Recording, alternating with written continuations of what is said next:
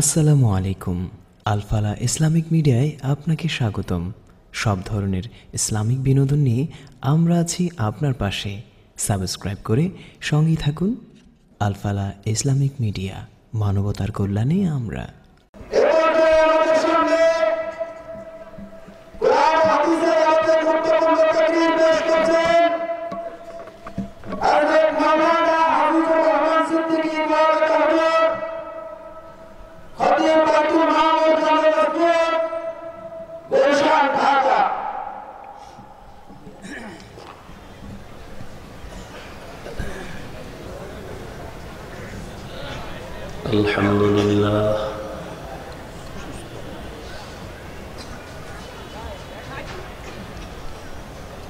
الحمد لله الذي جعل الشمس والقمر بحسبان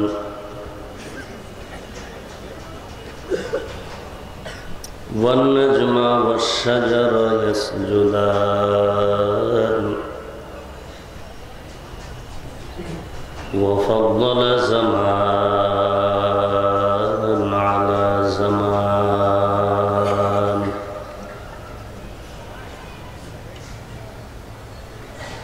كما فضل مكانا على مكان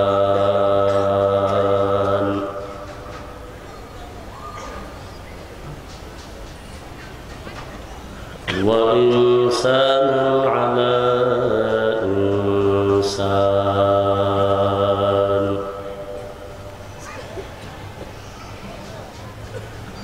ونشهد أن لا إله إلا الله وحده لا شريك له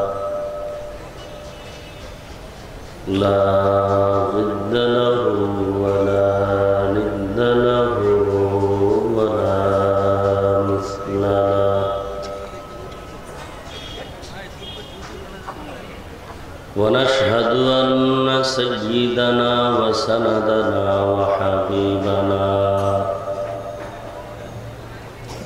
وحبيب ربنا وطبيبنا وطبيب قلوبنا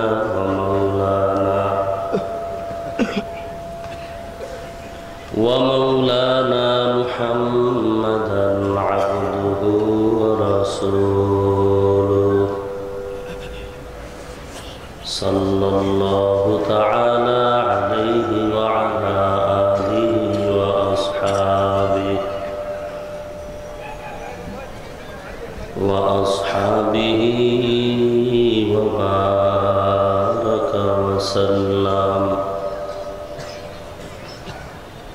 وبارك وسلم تسليما كثيرا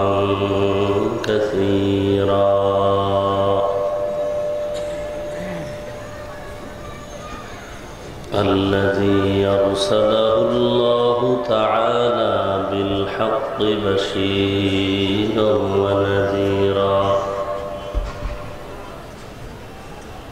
وداعيا إلى الله بإذنه وسراجا منيرا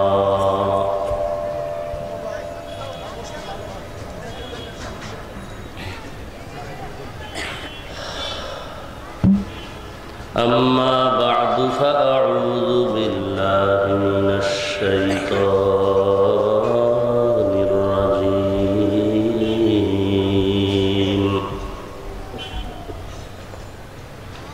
بسم الله الرحمن الرحيم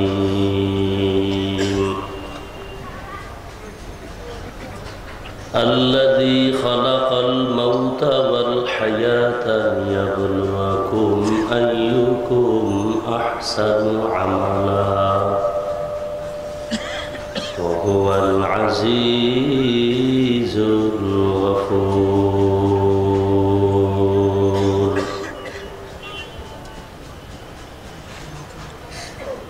وقال النبي صلى الله عليه وسلم أخلص دينك يكفك العمل القليل أو كما قال النبي عليه الصلاة والسلام. صدق الله مولانا العظيم وصدق رسوله النبي الكريم. ونحن على ذلك من الشاهدين والشاكرين والذاكرين والحمد لله رب العالمين.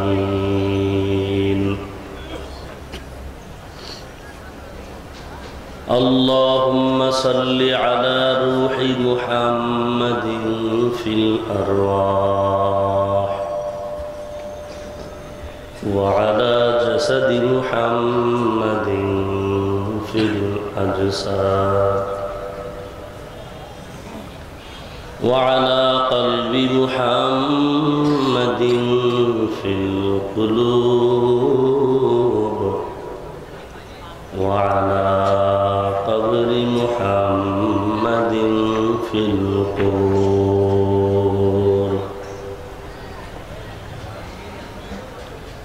سبحانك لا علم لنا إلا ما علمتنا إنك أنت العليم الحكيم.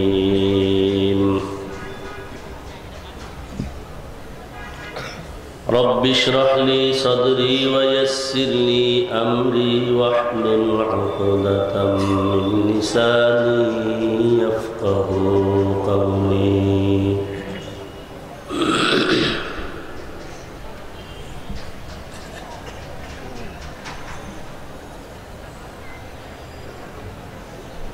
শাহজাহানপুর আইম্মা মাসাজিদের উদ্যোগে আয়োজিত 2 দিনব্যাপী তাফসীরুল কোরআন মাহফিলের আজ সমাপনী দিন 28 জানুয়ারি 2017। অধ্যকারের মহতি মাহফিলে উপস্থিত মোহতারাম সম্মানিত সভাপতি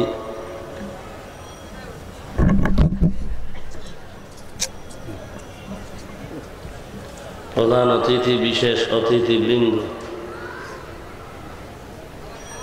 মুআজ্জাজ মুকাররম জাতির মাথার মুকুট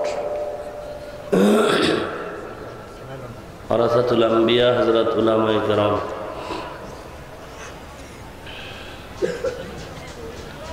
দূর দূরান্ত থেকে আগত আল্লাহ পাকের আশিকিন যাকিরিন শাকিরিন মুহিব্বিন মুরব্বিয়ান ইযাম কলিজার টুকরা আমার সমবয়সী যুবক বন্ধুগণ স্নেহের ছোট ভাই পর্দার আড়ালে অবস্থানরত শ্রদ্ধেয়া সম্মানিত মা ও বোনেরা, আল্লাহ পাকের দরবারে লাখো কোটি শুকর ও সুজুদ যে আল্লাহ রাব্বুল আলামিন এই ফিতনার জামানায় কোরআন ও সুন্নাহর ভিত্তিতে সহি তরিকায় কিছু কথা বলার জন্য শুনবার জন্য আমাদেরকে কবুল করেছেন। নিয়ামতের শুকর আদায়ার্থে মুসলমান হিসেবে ইমানের আওয়াজকে উঁচু করে এক আওয়াজে উচ্চ কণ্ঠে সকলেই কালিমাতুশ শুকর উচ্চারণ করি আলহামদুলিল্লাহ।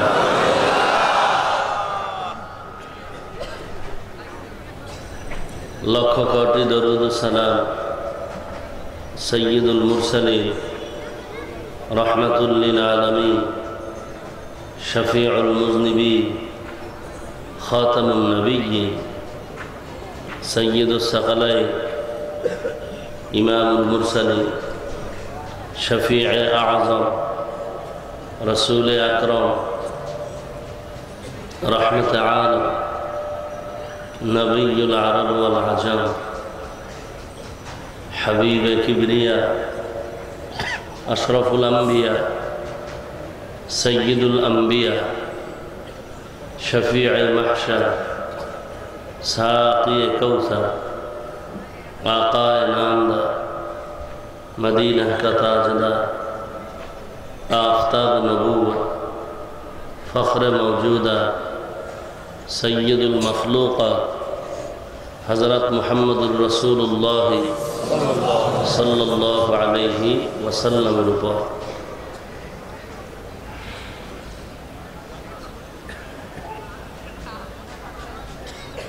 কোরআনে হাকিমের সূরাতুল মুলকের দ্বিতীয় আয়াতে কারিমা আমি আপনাদের সামনে তেলাওয়াত করেছি। বিশ্বনবী, শেষ নবী, মহানবী, শ্রেষ্ঠ নবী, জিন্দা নবী, হায়াতুল নবী সাল্লাল্লাহু আলাইহি ওয়াসাল্লাম অসংখ্য অগণিত অমীয় বাণী পবিত্র হাদিস শরীফের মধ্য থেকে এক হাদিস পড়েছি। আয়াত ও হাদিসের আলোকে সহিহ তরিকায় ইখলাস রুহানিয়তের সমন্বয়ে কিছু কথা আমাকে বলার মতো, আপনাদেরকে শুনবার মতো হিম্মত, ধৈর্য, তৌফিক আল্লাহ পাক দান করুন। অনেক সময় বান্দার ইচ্ছা অনেক কিছু থাকে, কিন্তু আল্লাহ যদি না চান তাহলে সম্ভব। আপনাদের ইচ্ছা বয়ান শোনা আমারও ইচ্ছা, কিন্তু কয়েকদিন ধরে যথেষ্ট পরিমাণ অসুস্থ। গতকালকে জুমাও পড়াইতে যেতে পারিনি।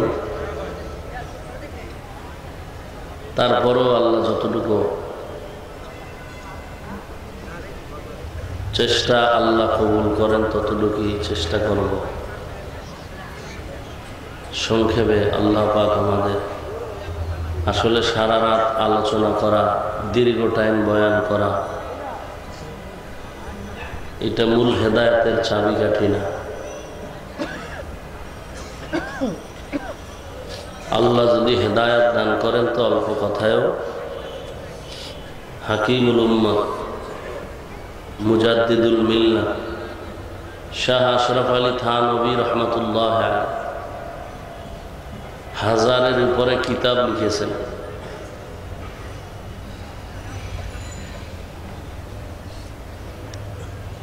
দেশে দেশে সফর করেছেন, মানুষের আত্মা শুদ্ধির পেছনে কাজ করেছেন, মাদ্রাসায় ক্লাস করেছেন,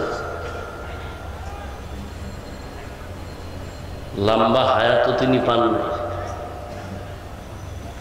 অথচ তার লেখা কিতাবগুলো যদি আমরা ধারাবাহিক পড়ি, আমাদের হায়াত শেষ হয়ে যাবে, কিতাব শেষ হবে না।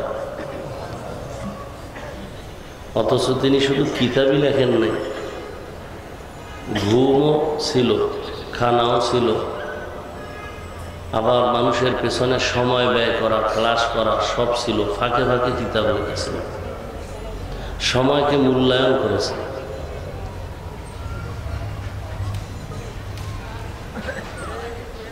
তাদের অল্প কথা মানুষের হেদায়েতের চাবি হয়ে যেত।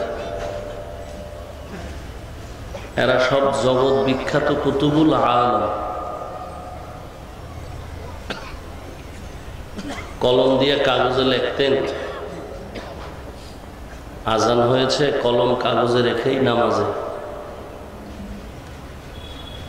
এমনও কারামত প্রকাশ হয়েছে যে কলম কাগজের উপরে রেখে যাচ্ছেন, কলমটা ঘুমাচ্ছে না, কলম নিজে নিজেই লিখতেছে।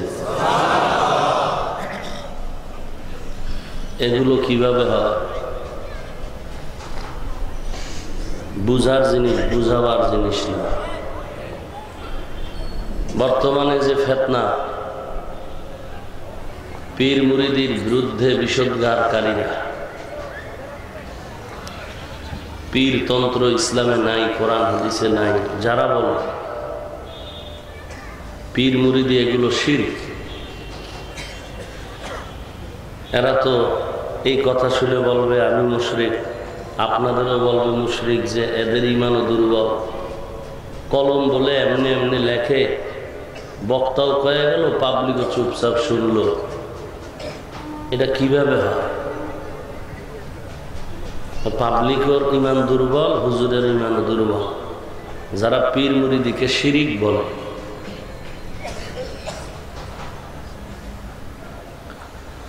আল্লাহ আমাদের হেদায়েত দান করেন, আমিন।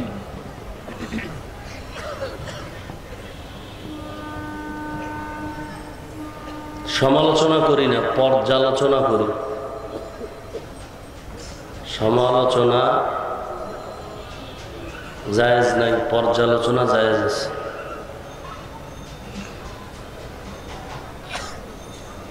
শালীন ভাষায় আমাদের ঈমান রক্ষার্থে আমরা বলছি,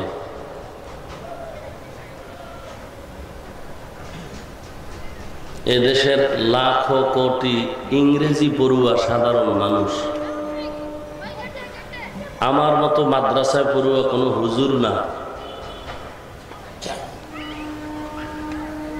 এরা এইরকম খাঁটি আল্লাহওয়ালার বয়ান শুনে দাওয়াত ও তাবলীগের সওয়াবে চরমনাই, উজানি, বাহাদুরপুর শরীয়ত হাজী শরীয়তুল্লাহ রহমতুল্লাহ আলাইহি, হাফিজি হুজুর রহমতুল্লাহ আলাইহি, এরকম হক যত আল্লাহওয়ালা এদের কান্না জড়িত বয়ান শুনে এদেশের লাখো কোটি কোটি ইংরেজি পড়ুয়ারা আলহামদুলিল্লাহ আজ তারা লম্বা দাড়িওয়ালা 5 ওয়াক্ত নামাজি।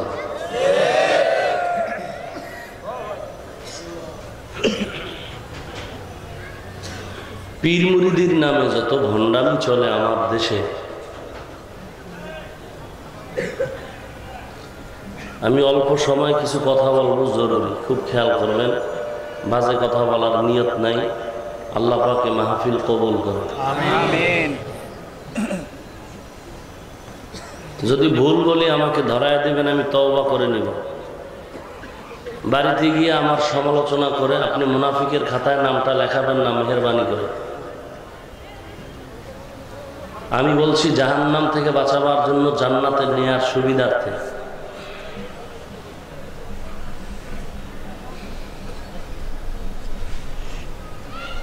যারা বলে পীর মুরিদি শিরিক,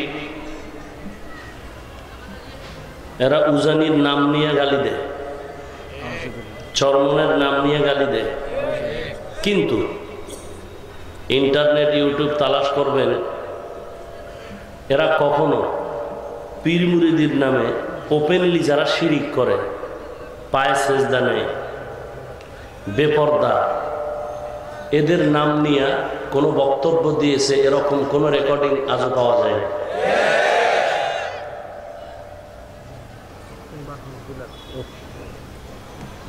এই জন্য মাঝে মাঝে হকপন্থী লোক এরা চায় যে একটু আমরানি লাঠি হাতে নিয়ে এদিকে সাইজ করি।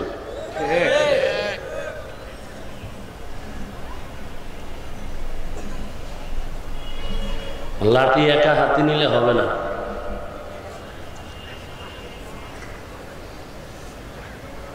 জাতীয়ভাবে লাঠি হাতে নিতে হবে।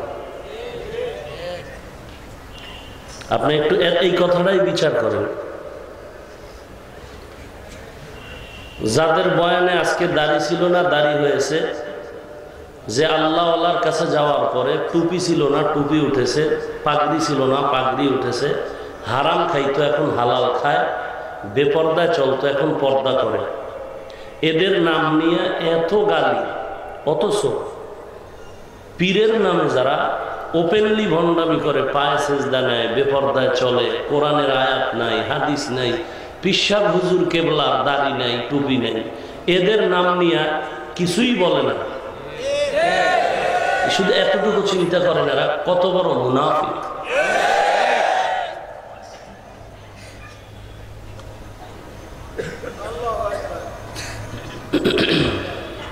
দাওয়াত ও তাবলীগকে বলে এটা শিরক। যারা তাবলীগ করে এরা মুশরিক হয়ে গেছে।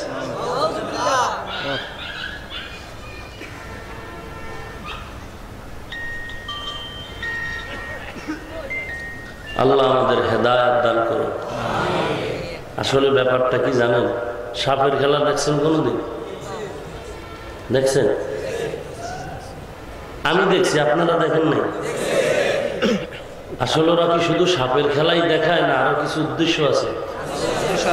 ধরে নেন এরা হালুয়া বেছে, খেলা দেখায় কি বিক্রি করবে, অথবা মনে করেন পেট ব্যথার তাবিজ দিবে, ঠিক? তো এর ভিতরে লোকজন থাকে, তো ওরা একজন না, 4-5 জন, সেকেন্ড থার্ড ফার্স্ট। তো থার্ড ক্লাসের যেটা এটার আগে পাঠায়, তুই হারমোনিয়ামে টান দে, মোটামুটি টান দিলেই লোক কিছু জড়ো হয়। সেকেন্ড ক্লাসের লোকের বলে তুই যা, তুই গিয়ে মোটামুটি একটা খেলা শুরু কর। ও গিয়ে বলে সবাই মুষ্টি ছাইরা দেন। কোন গজবাই বলা যায় না, কেউ মুষ্টি ধরে রাখলে ছেড়ে দেয়। এরপরে লাখ ভেলকি লাখ বইলে টইলে মন্ত্রতন্ত্র পইরা মোটামুটি সাপ, এই 3-4টা বাক্সার ভিতরে দামি সাপ আছে। এখানে এমন একটা সাপ আছে যে সাপ এখন আপনাদের সামনে দুধ খাবে, কবুতর খাবে, খুব দামি সাপ। এই কথা বলে বলে দুই একটা গান, মোটামুটি পাবলিক জমে গেছে। এবার ফার্স্ট ক্লাসের বড় হুজুর হাজির। বলা তুই কি দেখাও, চুপ কর। ইনি আইসা বলে যে কি দেখলেন, মাত্র শুরু, আসল খেলা আমি দেখাবো। মোটামুটি একটা কাল্পনিক ঘটনা নিয়ে ঘটনার পেছে ফেলায় মাঝখানে গিয়া বলে আমি কয়েকদিন আগে আজমির থেকে আসছি, তাবিজ লই আইছি। তাবিজ যে নিয়তে নিবেন, একটা নিয়তে তাবিজ নিবেন, জাগাত ফলাফল, এবং টাকা দিবেন খুশি মনে। যে যত বেশি দিবেন তার ক্রিয়া তত বেশি হবে। আমি আবার 1 মাস পরে আজমিরে যাব, কথার কথা বলছি। বর্তমান বাংলাদেশে এই ফেতনাগুলো এমনভাবে ছড়ানো হচ্ছে, আমি যদি আগেই বলছি ভুল বলি আমাকে বলেন, আমি তওবা করে নেব, কিন্তু মাস্তানি করবেন না, বেয়াদবি করবেন না। ফেতনাগুলো শুরু করার সিস্টেম কি? 40 বছরের সাজানো পরিবার মুসলমান, কেউ নবীরে দাঁড়ায় সালাম দেয়, কেউ বসে সালাম দেয়, কেউ আলিমুল গাইব বলে, কেউ গাইবের মালিক না বলে, কেউ মাটির তৈরি বলে নবীকে, কেউ নূরের তৈরি বলে। এ নিয়ে বহু দ্বন্দ্ব মসজিদের বাহিরে, এ মাঠেও এরকম দ্বন্দ্বের আছে না? আপনারা আইম্মা ইকরামদের উদ্যোগে মাহফিল, আবার এর বিপরীত এক আল্লাহর বান্দারা মাহফিল করে বলবে নবীরে যারা দাঁড়ায় সালাম দিবে না কাফের। এরকম নাই? আছে। সব দ্বন্দ্ব মসজিদের ভেতরে না বাহিরে? ভেতরে ঢুকলে কে দাঁড়ানোওয়ালা, কে বসাওয়ালা, কে নূরের পক্ষে, কে মাটির পক্ষে, ভেদাভেদ নাই। ইমামের পেছনে সব একাকার হয়ে নামাজ আদায় করে। বর্তমানের ফিতনা শুরু হয়েছে মসজিদের ভেতরে। 40 বছরের ফিতনা ছিল বাইরে, এখন কই? ভেতরে ঢুইকেই বলে আমি নাচতে বলা যাবে না, মসজিদ গরম করে দিতে হবে। সাধারণ মানুষ ইসলাম চিনত না, এখন চিনেছে, নামাজ ধরেছে। বলে 40 বছর আসতে বললাম, ফট করে তুমি মাঝখানে প্যাচ লাগানোওয়ালা কে? এটা দেখ।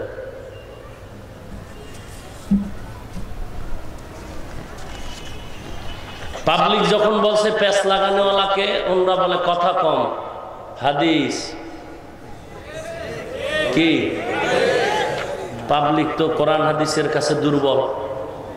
যখন হাদিস কইছে, আরবি পড়তে পারে না, বাংলা তরজমা আছে। হ্যাঁ, হাদিসে আছে জোরে আমিন বলা যাবে। পাবলিক চুপ।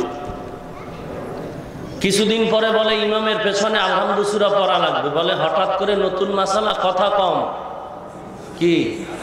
হাদিস। পাবলিক চুপ।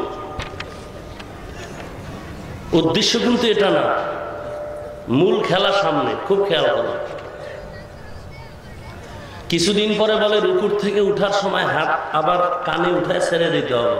বলে নতুন মাসলা, কথা কম, পাবলিক চুপ।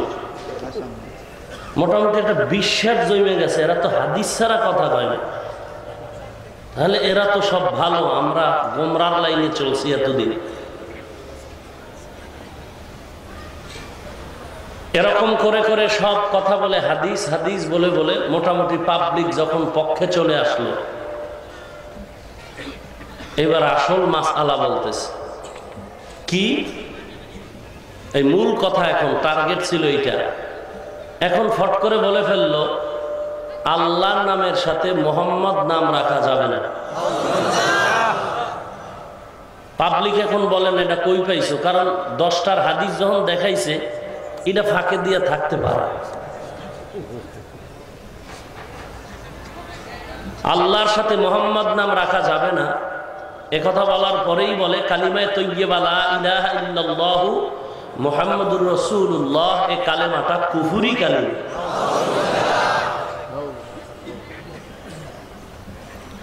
তাহলে এই কালেমা যদি আওয়ামী লীগ ওয়ালারাও পড়ে, এরাও কাফের, তাদের ফতুয়ায়। বিএমপি ওয়ালাদের কালেমা যদি এটা হয়, তারাও জাহান্নামী। আমরা হুজুরেরা তো আরো আগেই, কথা বুঝেন নাই? শুধু তাই না, যেই হুজুর টিভিতে টেলিভিশনে ফতোয়া দিয়েছেন তার দাদা নানি দাদি সব জাহান্নামী, কারণ তারাও এই কালেমা পড়ে কবরে গেছে।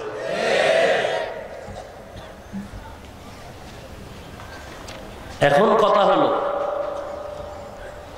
মাসআলা নিয়ে দ্বন্দ্ব রসুলের যুগে সাহাবায়ে কেরামের ভেতরে ছিল না? তাবিঈনদের যুগেও ছিল, তাবিঈনদের যুগেও ছিল, আইম্মায়ে কেরামদের মাঝেও ছিল, কিন্তু হিংসা ছিল না। এখন তর্কের থেকে হিংসার বাজার গরম। দ্বিতীয় কথা হলো,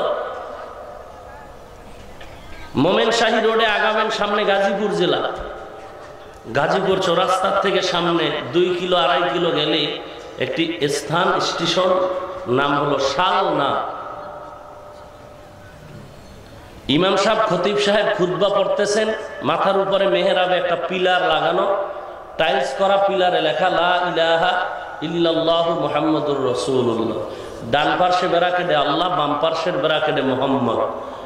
ঢুকে বলে কালেমা ভাঙ, কুফরি কালেমা। এমন ফিডাফিডি লাগলো যে রক্তক্ষয়ী সংঘর্ষ হয়েছে 2 বছর আগে। কথা হলো, ব্যাপার কি? নবীর যুগে সাহাবায়ে কেরাম মাসআলা নিয়ে দ্বন্দ্ব করেছেন, কিন্তু কালেমা নিয়ে কোনো দ্বন্দ্বের দলিল আজও নাই। আল্লাহর নামের সাথে মুহাম্মদ নাম রাখা যাবে না, এই দ্বন্দ্ব সাহাবায়ে কেরামের যুগে ছিল না, এই দ্বন্দ্ব তাবেঈনের যুগে ছিল না। এই কালেমার ব্যাপারে উল্টা মন্তব্য ইমাম আবু হানিফা করেন নাই, ইমাম শাফিঈ করেন নাই। বহু মাসআলা নিয়ে দ্বন্দ্ব হয়েছে, কিন্তু আল্লাহর সাথে মুহাম্মদ নাম রাখা যাবে না এই কথা ইমাম বুখারীও বলেন নাই, ইমাম তিরমিজিও বলেন নাই, ইমাম মুসলিম রাহমাতুল্লাহি আলাইহি বলেন নাই। তাহলে নতুন করে ফিতনার কারণ কি? গভীরে নজর করে দেখতে হবে। নবীর যুগেও কালেমা নিয়ে দ্বন্দ্ব ছিল না, সাহাবায়ে কেরামের যুগে ছিল না, তাবেঈনদের যুগে ছিল না, তাবেঈনের যুগে ছিল না। ইমাম বুখারী করেন নাই, কালেমা নিয়ে ইখতিলাফ কোনো ইমাম করেন নাই। নতুন করে এরা কারা? যারা বলে আল্লাহর সাথে মুহাম্মদ নাম রাখা যাবে না। আল্লাহ নাম নিয়ে হিন্দুর মধ্যেও দ্বিমত নেই, হিন্দুরাও আল্লাহ একজন আছে বিশ্বাস করে, বাকি তাকে পাওয়ার জন্য মাধ্যম বানাইছে 33 কোটি দেবদেবী। খ্রিস্টানরাও সৃষ্টিকর্তা আল্লাহ একজন আছে মানে, ইহুদিরাও মানে। মুহাম্মদ নাম নিয়ে অ্যালার্জি কাদের ছিল, কারা করে, এখন কারা? এদেরকে চিহ্নিত করে বলতে হবে। পেছনের ইতিহাস থেকে আমরা পর্যালোচনা করে দেখতে পাই, মুহাম্মদ নামের উপরে অ্যালার্জি ছিল আবু জাহালের। মুহাম্মদ নাম নিয়ে ইখতিলাফ করেছে খ্রিস্টান, মুহাম্মদ নাম নিয়ে উল্টা পাল্টা মন্তব্য করেছে ইহুদি, মুহাম্মদ নামের সাথে দুশ্মনী করেছে বেদিন বেঈমান, মুহাম্মদ নাম নিয়ে দুশ্মনী করেছে উতবা, শাইবা, আবু লাহাব, মুসাইলামাতুল কাযযাব। অতএব আজকে আমাদের ঈমান বাঁচাবার জন্য খুব গভীরভাবে চিহ্নিত করে দেখতে হবে, কারা বলে আল্লাহর সাথে মুহাম্মদ নাম রাখা যাবে না, কারা বলে কালেমায়ে তাইয়্যিবা কুফরি কালিমা। এদেরকে চিহ্নিত করে কপালে লোহাপুরে দাগ দিয়ে বলতে হবে, তোমরা আমাদের মুসলমানের বন্ধু নয়, তোমরা স্বাধীনতার বন্ধু নয়, তোমরা মানুষের কল্যাণকামী মানুষ নয়। তোমাদেরকে চিহ্নিত করে আমরা বলছি, তোমরা আলাদা মসজিদ করে নামাজ পড়ো। এদেশে কাদিয়ানি আছে, ইসলামের ব্যানার টানায় কুফরি কাজ করে, এদের মসজিদ আলাদা, এরা আমাদের মসজিদে আসে না। অতএব তোমরা আলাদা মসজিদ করে থাকো, তোমরা আমাদের চূড়ান্ত দুশমন, তোমরা সে ইহুদি আর খ্রিস্টান আবু জাহাল মুসাইলামাতুল কাযযাবের দালাল। এই কথাটা কি কোনো পিসা হুজুরের পক্ষ থেকে দালালি? কোন রাজনৈতিক দলের থেকে দালালি। দেখেন তাদের টিক্স কত। ফিট বাঁচাবার জন্য এরা বর্তমান সরকারের পক্ষে যারা, এদেরকে পাশে রাখা চলতেছে। কারণ আমরা যদি আন্দোলন করি তো এই এলাকার একজন মাথাওয়ালা বলবে, হুজুর খবরদার,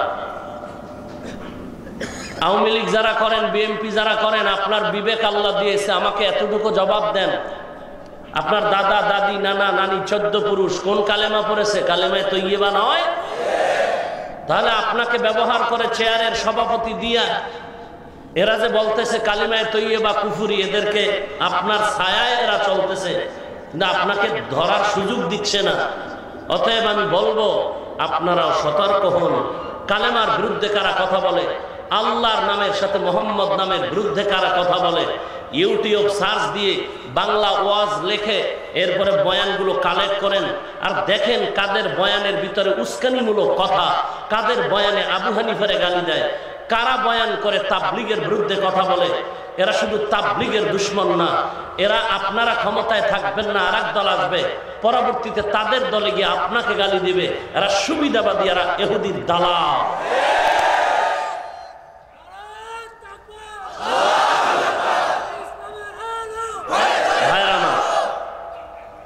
রাগ করলেন? সহজ কথা যদি না বুঝেন তাহলে আমাকে জুতা মারেন স্টেজের পিছে এসে, আমাকে জুতা মারেন এই কথার জন্য। আপনার মাকে জাহান্নামী করে দিল কালেমার ফতোয়া দিয়ে, আপনার 14 পুরুষ জাহান্নামী বানায় দিল কালেমার ফতোয়া দিয়ে। ওয়াজ শুনবেন কি আপনি? কালেমায় ভেজাল লেগেছে, কিসের বয়ান শুনবেন আপনি? আগে কালেমার ভেজাল সমাধান করতে হবে।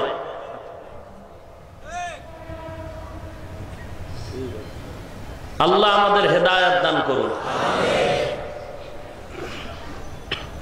সূরা মুলকের প্রথম আয়াত, তাবারাকাল্লাযী বিয়াদিহিল মুলক ওয়া হুয়া আলা কুল্লি শাইইন। আল্লাহর পরিচয় দিলেন প্রথমে, কে সে আল্লাহ? দ্বিতীয় আয়াতে আল্লাহ বলেন, আল্লাযী খালাকাল মাউতা ওয়াল হায়াতা লিয়াবলুয়াকুম আইয়ুকুম আহসানু আমালা। ওই আল্লাহ যিনি সৃষ্টি করেছেন মৃত্যু, জীবন, মাউতা ওয়াল হায়াতা। কেন? লিয়াবলুয়াকুম, যাতে করে তোমাদেরকে পরীক্ষা করবেন, যাচাই করবেন। আইয়ুকুম আহসানু আমালা, কে তোমাদের ভেতরে উত্তম আমল করে, ভালো আমল করে। আকসারু আমালা নয়, আহসানু আমালা। কে বেশি আমল করে এটা আল্লাহ দেখবেন না, কে ভালো আমল করে এটা আল্লাহ দেখবেন। বেশি আমল না ভালো আমল? বেশি আমল না, কি আমল? ভালো আমল। হাদিসে পাকে রাসূলুল্লাহ সাল্লাল্লাহু আলাইহি ওয়াসাল্লাম বলেন, আখলিস দীনাকা, খাঁটি করে নাও তোমার দ্বীনকে, তোমার আমলকে, তোমার নিয়তকে। ইয়াকফিকাল আমালুল কালিল, যথেষ্ট হয়ে যাবে তোমার অল্প আমল নাজাতের জন্য। টোটাল আয়াত হাদিসের আলোচনার বিষয় হলো আমল। কালেমা বিরোধী শক্তি যারা বলে আমিন জোরে বলতে হবে, ছোট বলা যাবে না, এরা বলতেছে আমলকে কোনো ওসিলা বানানো যাবে না। আমরা যে বলি আল্লাহ নেক আমলের উসিলায় মাফ করে দেন, এটাও নাকি শিরক। মানে এর মাথার তালু থেকে পায়ের তালু পর্যন্ত শিরকের একটা পোশাক লাগায় ফেলছে। ডাইনে তাকাইলে দেখে শিরক, বামে তাকাইলে দেখে শিরক, সামনে পেছনে সব দিকে দেখে কি শিরক। আমি মাঝে মাঝে উদাহরণ দিই, ল্যাংটা বৈশাখী মেলার থেকে যুবকরা আনন্দ করে বাড়িতে যায়, খোলা আকাশের নিচ দিয়ে চলছে, 3-4 জন বন্ধু রঙিন চশমা লাগায় নিছে চোখে। কারো চোখের চশমার রং লাল, কারোটা হলুদ, কারোটা কালো। চাঁদের রাতে আসমানের দিকে তাকায় হঠাৎ একজনে বলে, কিয়ামত আয়া গেল নাকি?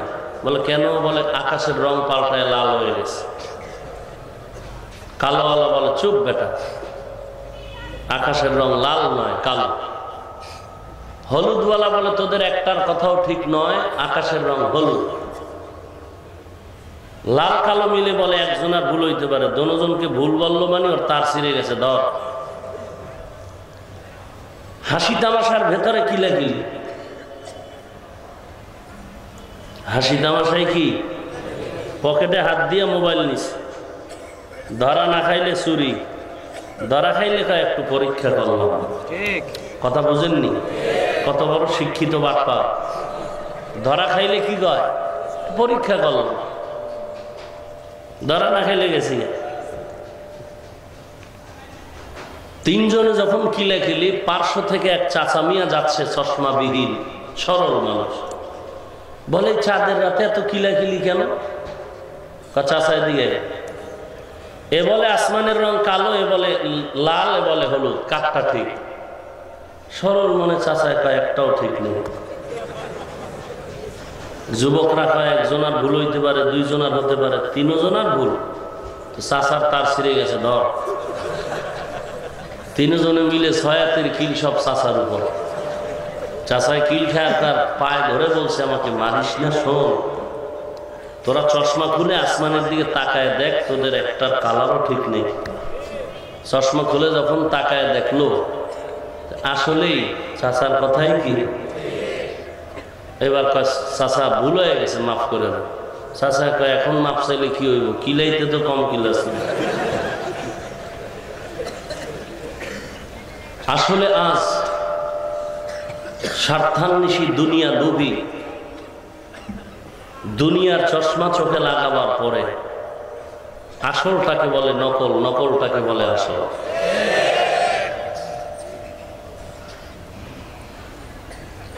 এর কারণ হলো পেছনে কোনো শিক্ষক নাই, মুরব্বী নাই। গরু যদি মাঠে ছেড়ে দেয়, পেছনে রাখাল না থাকে, এই গরু অন্যের ফসল যেমন খাবে, কোনো টিকিট নিবে না, পরিণামে গরুরও বিচার হবে, রাখালেরও বিচার হবে। ঠিক যেই মানুষ কোনো ওস্তাদকে সম্মানের সাথে অনুসরণ করে না, দুনিয়ায় যেমন লাঞ্ছিত হবে, পরকালেও সে ঈমান হারা হয়ে জাহান্নামী হয়ে যাবে।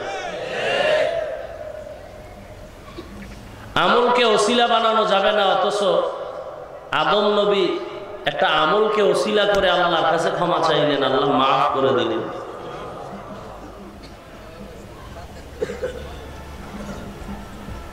আল্লাহ বলেন আমি দুনিয়াতে মানুষ পাঠালাম, কে বেশি আমল করে এটা দেখার জন্য নয়, কে ভালো আমল করে এটা দেখার জন্য। বেশি আমল না ভালো আমল? অনেকে বেশি আমল করেছে কিন্তু আমল ভালো না, নিয়তে ভেজাল, এ আমল দিয়া নাজাত পাবে না। এক মহিলা রাস্তা দিয়া যাচ্ছে, বহুদিনের ক্ষুধার্থ, একটা রুটি হাতে নিল। ক্ষুধা তৃষ্ণা মিটাবে একটা রুটি দিয়ে। কিছু দূর যাওয়ার পরে দেখে একটা কুকুর জিহ্বা বের হয়ে গেছে ক্ষুধার তৃষ্ণায়। মহিলা নিজের খানা না দিয়ে রুটিটা কুকুরকে দিয়া দিল। আসমান থেকে গাইবি আওয়াজ, ও নারী তোমার উপরে জান্নাত ওয়াজিব হয়ে গেছে। আখলিস দীনাকা ইয়াকফিকাল আমালুল কালিল আইয়ুকুম আহসানু আমালা। আমি আল্লাহ যাচাই করব কে ভালো আমল করো। বেশি আমল না ভালো? বেশি আমল না ভালো আমল। বলবেন তাহলে বেশি আমলের দরকার নাই, দুই একটা ভালো আমল করি। তা আপনার কোন দিনের আমলটা ভালো হবে এটা তো জানা নাই, যে কারণে অনবরত আমলের উপরে থাকতেই হবে। সংক্ষেপে বলছি, ভালো আমল যদি আল্লাহর কাছে করতে চান, তাহলে ওই আমল আল্লাহর কাছে ভালো বলে কবুল হবে যে আমলের ভেতরে 4টা গুণ থাকবে। কয়টা গুণ? 4টা। 4 গুণওয়ালা আমল আল্লাহর কাছে ভালো, এগুলো কবুল। আমল আরবি শব্দ, যার অর্থ হলো বাংলা কাজ। কাজের আরো একটা আরবি শব্দ আছে, ফেয়লুন মানেও কাজ। আমালুন মানীয় কাজ, দুই কাজের ব্যবধান। এক নাম্বার ব্যবধান, ফেল ওই কাজ যেটা করা মাত্র ক্রিয়া শেষ, আর আমল এমন কাজ যেটা করলে তার ক্রিয়া শেষ না, ক্রিয়া শুরু, কিয়ামত পর্যন্ত তার ক্রিয়া চলবে। দুই নাম্বার ব্যবধান, ফেল এমন কাজ যেটা দুনিয়ার সাথে সম্পৃক্ত, আমল এমন কাজ যেটা পরকালের সাথে সম্পৃক্ত। এই আমল দুই প্রকার। প্রথমত নেক আমল, বদ আমল। নেক আমল বিভিন্ন নামে নামকরণ করা হয়েছে, ফরজুল কিফায়া, ফরজে আইন, মুস্তাহাব, সুন্নত, মুআক্কাদা। বদ আমল আবার দুই প্রকার, এগুলোরও নাম আছে, মাকরু, তাহরিমি, তানজিহ, হারাম, গুনাহে কবিরা, সগীরা, শিরক, বিদআত। সমষ্টি বদ আমল দুই প্রকার, ফাহশা আর মুনকার। ইন্নাস সালাতা তানহা আনিল ফাহশাই ওয়াল মুনকার ওয়া লাযিকরুল্লাহি আকবার। নিশ্চিতভাবে আল্লাহ বলেন, নামাজ মানুষকে গ্রহিত পাপের কাছ থেকে ফিরায় রাখবে। নামাজ নিশ্চয়ই। ইন্নাল্লাহা ইয়া'মুরু বিল আদলি ওয়াল ইহসান ওয়া ইতা'i যিল কুরবা ওয়া ইয়ানহা আনিল ফাহশাই ওয়াল মুনকারি ওয়াল বাগই ইয়া'ইযুকুম লা'আল্লাকুম তাযাক্কারুন।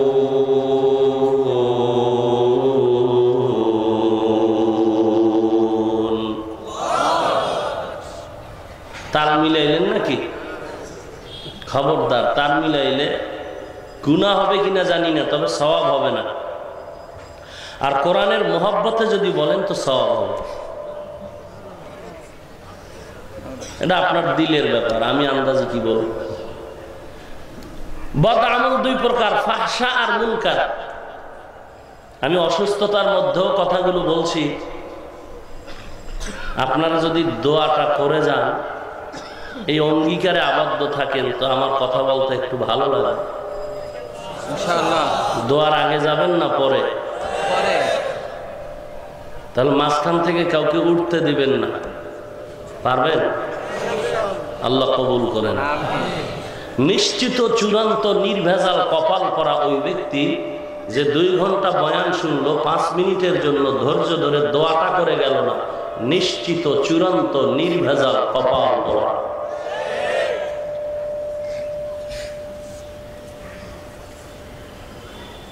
বদ আমল দুই প্রকার, ফাহশা আর মুনকার। ফাহশা এমন খারাপ কাজ যেগুলো বুঝতে কোনো দলিল লাগে না। মুনকার এমন খারাপ আমল যেগুলো বুঝতে হলে দলিল লাগে। মিথ্যা বলা ভালো না খারাপ কাজ? বদ আমল না নেক আমল? মিথ্যা যে বদ আমল, এটা বুঝতে দলিল লাগবে না বিবেক যথেষ্ট?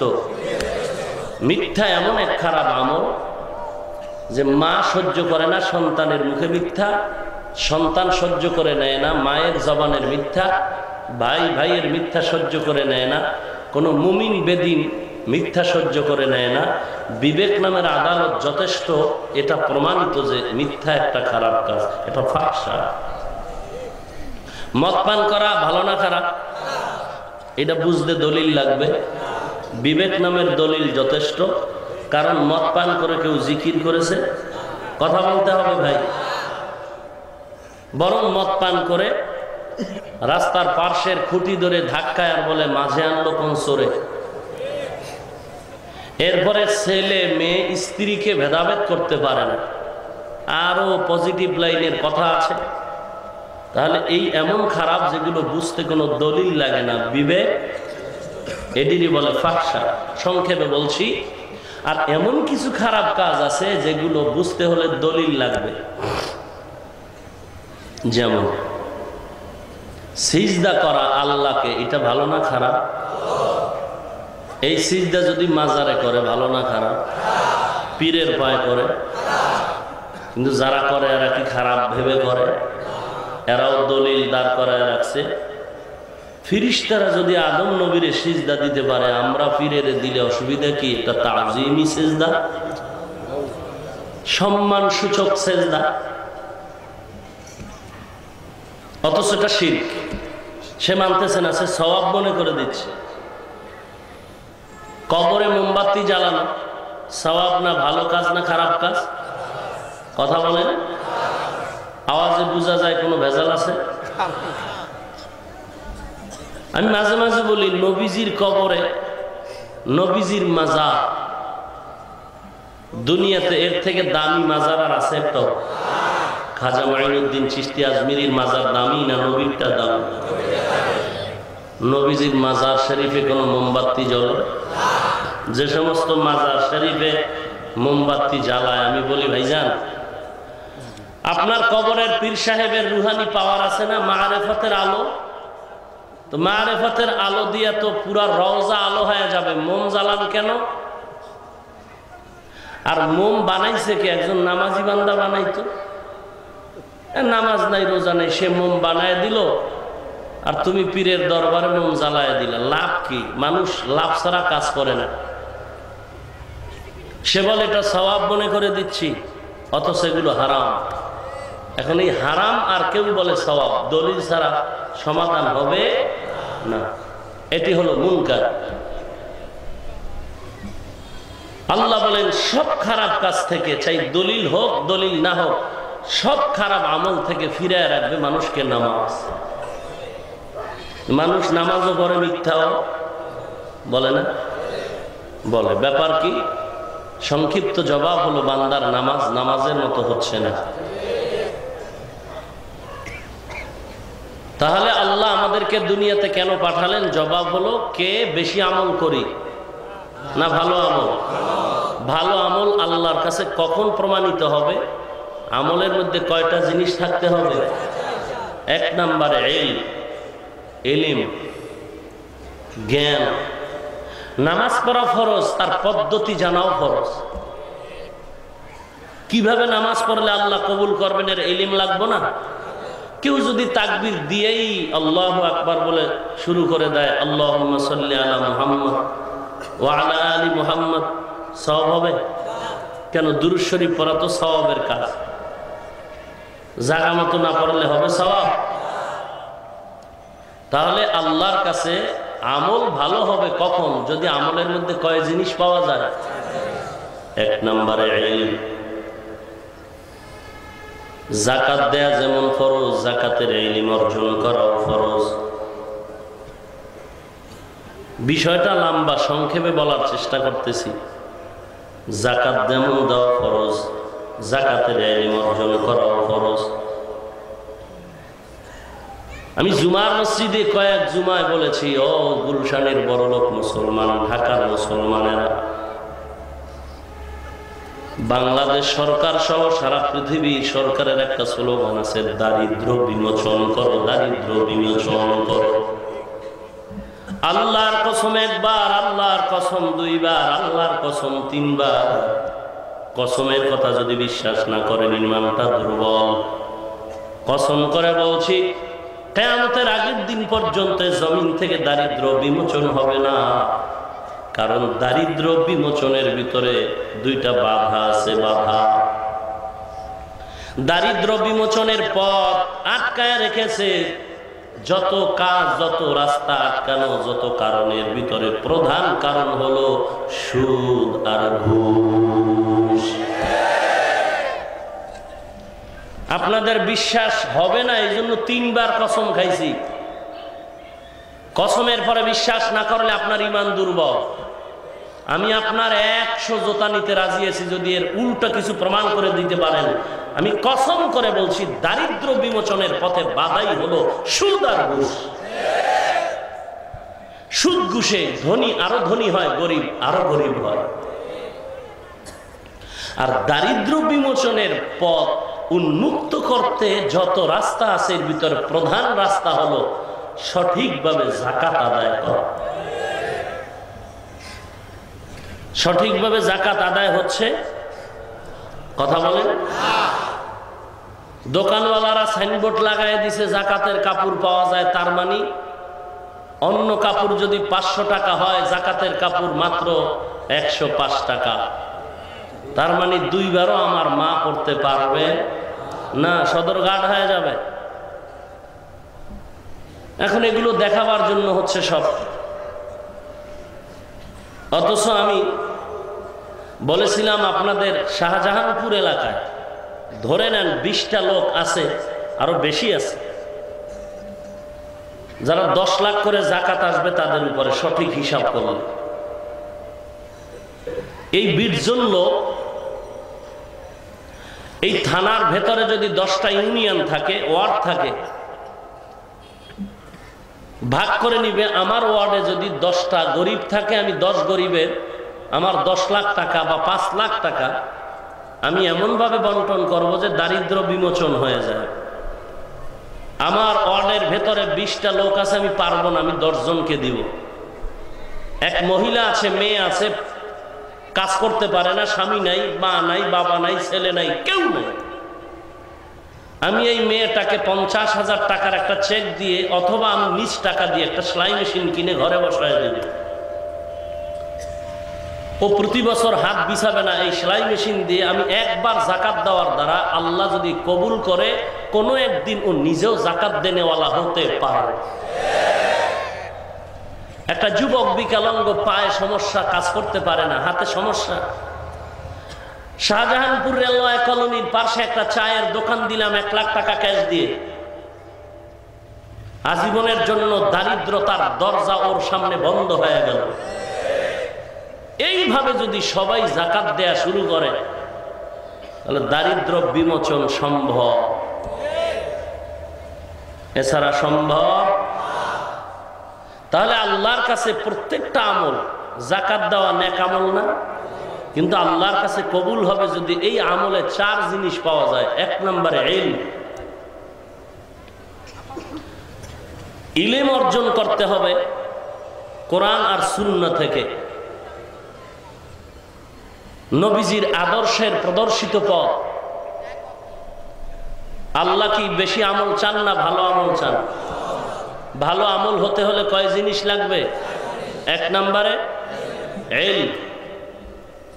এ বিষয়ে আলোচনা লম্বা ছেড়ে দিলাম। 2 নম্বরে লাগবে বিশুদ্ধ নিয়ত।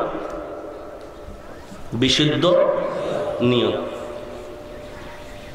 একা একা নামাজ পড়েন, যোহরের 10 রাকাতে 5 মিনিটও লাগে না। সবার সামনে যখন নামাজে দাঁড়ান, 10 রাকাত নামাজে 20 মিনিট চলে যায়। নিয়তে খাঁটি আছে না ভেজাল? ভেজাল। এজন্য এই নামাজ আল্লাহর কাছে কবুল হবে না, কারণ নিয়তে ভেজাল। আল্লাহর কাছে নামাজকে কবুল করাতে হলে 4 জিনিসের দ্বিতীয় জিনিসটা লাগবে বিশুদ্ধ নিয়ত।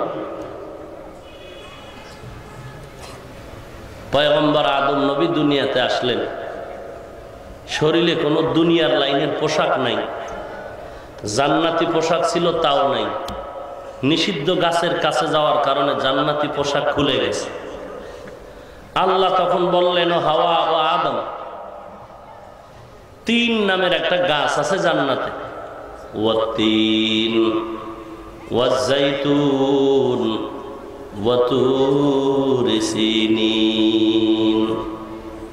পয়গম্বর আদম ও হাওয়া নিষিদ্ধ গাছের কিনারায় শয়তানের প্ররোচনায় যখন গেলেন, জান্নাতি পোশাক খুলে গেল। আল্লাহ বলেন 3 নামক গাছের পাতাগুলো খুব বড়। মুফাসসিরিনে কেরাম 3-এর বাংলা অর্থ লিখেছেন ডুমর গাছ। ডুমর ডুমর ডুমর গাছের পাতাগুলো বড়, জান্নাতের পাতা আরো বড়। আদম নবী 3টা পাতা দিয়ে তার সতর ঢেকে নিলেন। হাওয়া আলাইহিস সালাম 5টা পাতা দিয়ে তার শরীর ঢেকে নিলেন। আল্লাহ আইন করে দিলেন, ও দুনিয়ার নারী পুরুষের দল, দুনিয়ার সমস্ত মানুষ যদি ইন্তেকাল হয় 3 কাপড় দিয়ে কবরে দিয়া দাও। আর মহিলারা যদি ইন্তেকাল করে কবর দেশে যাও, হাওয়ার মতো সতর ঢাকার জন্য 5খান কাপড় দিয়া দাও। পয়গম্বর আদম জান্নাতের পাতা দিয়ে শরীর ঢেকে দুনিয়া আসলেন। খবর পেয়ে জংলার হরিণরা চলে গেল। হরিণীরা চলে যাওয়ার পর আদম নবী ওই পাতার থেকে একটু অংশ ছিঁড়ে ছিঁড়ে হরিণের কাছে দিয়ে দিল। কারণ হরিণ জংলার, এরা পাতা ভালোবাসে। আদম নবী পাতা দিয়ে দিলেন। এই পাতাগুলো যখন হরিণরা খেলো, এই পাতার জান্নাতি পাতার বরকতে হরিণের ভিতরে 3টা নিয়ামত চলে আসলো। কয়টা নিয়ামত? 1 নাম্বার নিয়ামত হলো হরিণের চেহারা সুন্দর হয়ে গেল। জঙ্গলের ভেতরে তাকায় দেখেন সুন্দরবন এত সুন্দর না, হরিণ যত সুন্দর। 2 নাম্বার নিয়ামত হলো হরিণের গোশতের ভিতরে স্বাদ এসে গেল। 3 নম্বরে একটা নিয়ামত আল্লাহ হরিণীরে দান করলেন, ওর নাভির ভিতরে কস্তুরী আল্লাহ দান করলেন। হরিণের নাভিতে আল্লাহ এমন মিষ্ক, এমন সুগন্ধি আম্বর এবং এমন কস্তুরী দিলেন। হরিণের একটা কস্তুরীর একটা দানা এখানে যদি রাখা হয়, পুরো শাহজাহানপুর এলাকায় ঘেরানে মুখরিত হয়ে যাবে। জান্নাতি পাতার 3টা নিয়ামত চলে আসলো। হরিণেরা মনের খুশিতে জংলায় এসে দেখলো অনেক দল হরিণীরা খবরই পায় নাই। হরিণ এবার চলে গেল। দ্বিতীয় দল যারা শুনলো এত ঘ্রাণ, বলে আদম নবীর থেকে পাতা নিয়ে আসছি, সেই পাতার ঘ্রাণ। ওরা বলে তাহলে আমরাও চল, আদম নবীর থেকে আমরাও পাতা নিয়ে আসবো। হায়াতুল হায়ওয়ান নামক কিতাবে ঘটনা উল্লেখ করা হয়। দ্বিতীয় দল হরিণরা চলে গেল, আদম নবীর থেকে পাতা নিয়ে আসলো, কিন্তু তাদের পাতায় কোনো ঘ্রাণ নাই, কোনো ঘ্রাণ নাই। কি ব্যাপার? ব্যাপার কি? তোমাদের পাতায় এত ঘ্রাণ, আমাদের পাতায় কেন নাই? বলে ভেজাল ঢুকেছে। ভেজাল কিসের ভেজাল? বলে যে আমলটা করেছো, আমলের ভিতরে বিশুদ্ধ নিয়ত নাই। আগের দল হরিণের আগে ছিল আদম নবীর চেহারা দেখে বরকত নিবে। তোমরা তো বরকত নেয়ার জন্য যাও নাই, তোমরা গেছো পাতা আনার জন্য। নিয়তে ভেজাল আছে না নাই? সবাই তো বয়ান শুনতে আসে নাই। কেউ আসছে বয়ান শুনে কালকে আমারে বাস দিবে, বাস। কথা হয় না?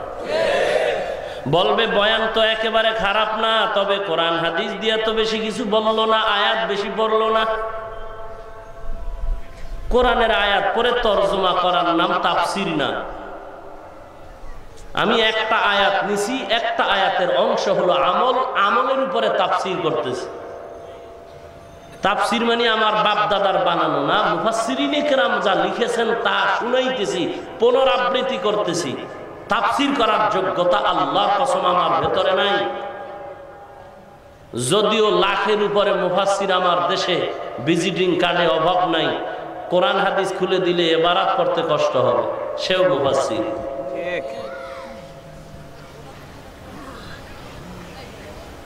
20টা আয়াত ডায়েরিতে উঠায়া এরপরে সামনে রেখে তরজমা করার নাম তাফসির না। খবরদার ধোকায় পড়বেন না। তুমি কি তাফসির করো মিয়া? বিসমিল্লাহর বা নিয়ে আলোচনা করলে 1 সপ্তাহ চলে যাবে। তুমি কিসের তাফসির করো? শুনতে থাকো। তুমি আমল শব্দটার ব্যাখ্যা দিচ্ছি। আল্লাহর কাছে আমল কবুল হওয়ার জন্য রাসূলের আদরের সাহাবী মুআয ইবনে জাবাল বলেন, 4 জিনিস না থাকলে আমল ভালো হবে না, ভালো আমল না হলে জান্নাত পাবে না। 1 নাম্বার লাগবে ইলম, 2 নাম্বারে লাগবে বিশুদ্ধ নিয়ত। নিয়ত বুঝাইতে গিয়ে হরিণের ঘটনায় ঢুকলাম। হায়াতুল হায়ওয়ান নামক কিতাবে ঘটনা আছে। দ্বিতীয় দলের হরিণী পাতা এনেছে, ঘ্রাণ নাই কেন বলেন? কিতে ভেজাল? নিয়তে ভেজাল। নিয়তের ভেতরে ভেজাল, এজন্য পাতায় ঘ্রাণ নাই। এই নিয়তের ভেজালে তারা 2টা জিনিস পাইছে, আর একটা পায় নাই। দ্বিতীয় দলেরা কয়টা পাইছে? আগের দল কয়টা পাইছিল? 3টা। এই দলে একটা কম পাইছে। 2টো পেলেও 1 নম্বরে চেহারা সুন্দর হয়েছে, গোশতের ভেতরে স্বাদ হয়েছে, তবে নাভির ভিতরে কস্তুরী হয় নাই।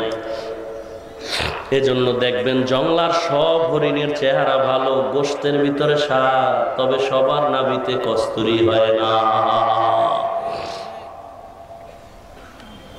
যাক, এদিকে আর ঢুকলাম না। এবার 3 নাম্বার, ভালো আমলের জন্য কয় জিনিস লাগবে?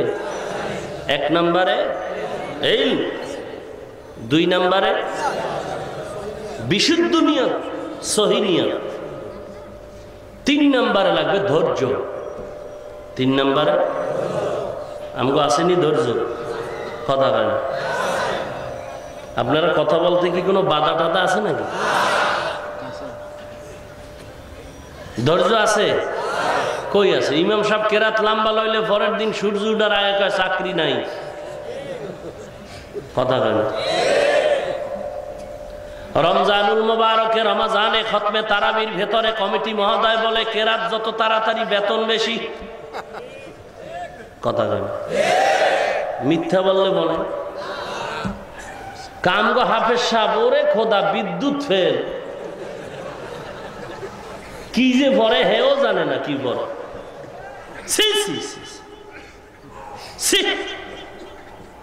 এত কষ্ট করে খতমে তারাবি পড়েন, অথচ ইমাম সাহেব কেরাত পড়তেছে, হাফেজ সাহেব আপনি পিছনে অক্ষরগুলো স্পষ্ট বুঝতে হবে।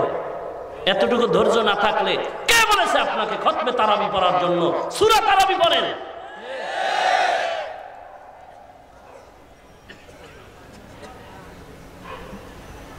বড় লজ্জার ব্যাপার।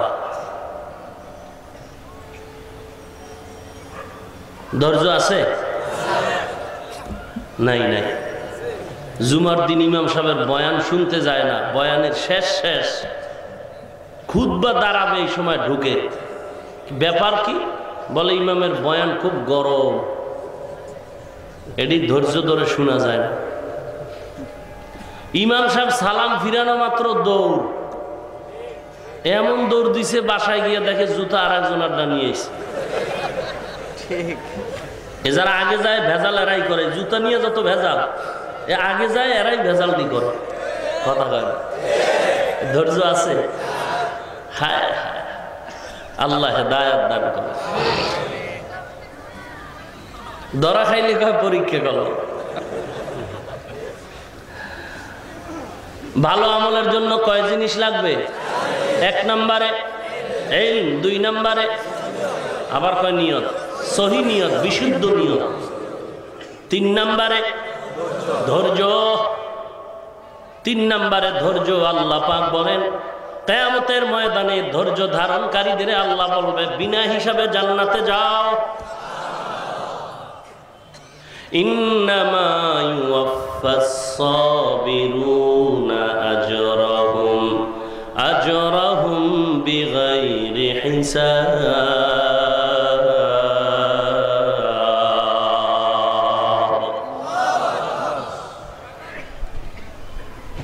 ধৈর্যের এত দাম, আল্লাহ বলবেন বিনা হিসাবে ধৈর্য ধারণকারীরা জান্নাতে যাও।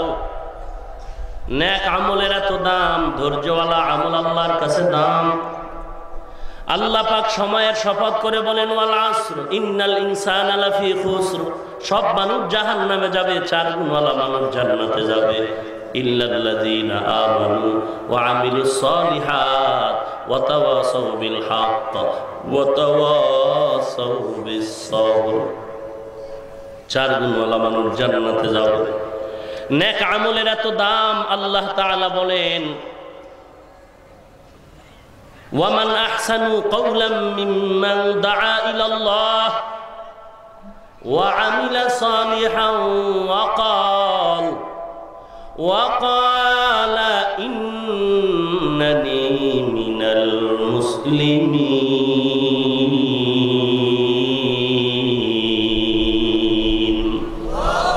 আর আস্তে করে বলেন ই কালামে জিন্দা কুরআনে হাকিম হিকমতে উলা ইয়াজালসতু কদিম জামিউল ইলম ফিল কুরআনে হাকিম তাকাসার আনহু আফহামুর রিজালি।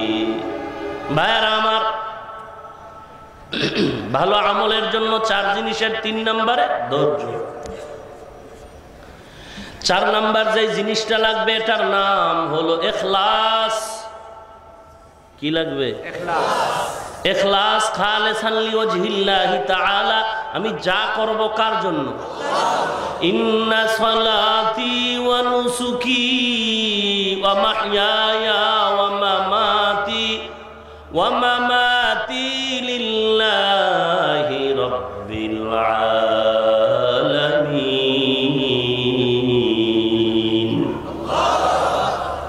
আমার নামাজ, আমার ব্যবসা বাণিজ্য, জীবন মরণ কার জন্য? ওয়ামা উমিরু ইল্লা লিয়াবুদুল্লাহ ওয়ামা উমিরু ইল্লা লিয়াবুদুল্লাহ মুখলিসিনা লাহুদ্দিন।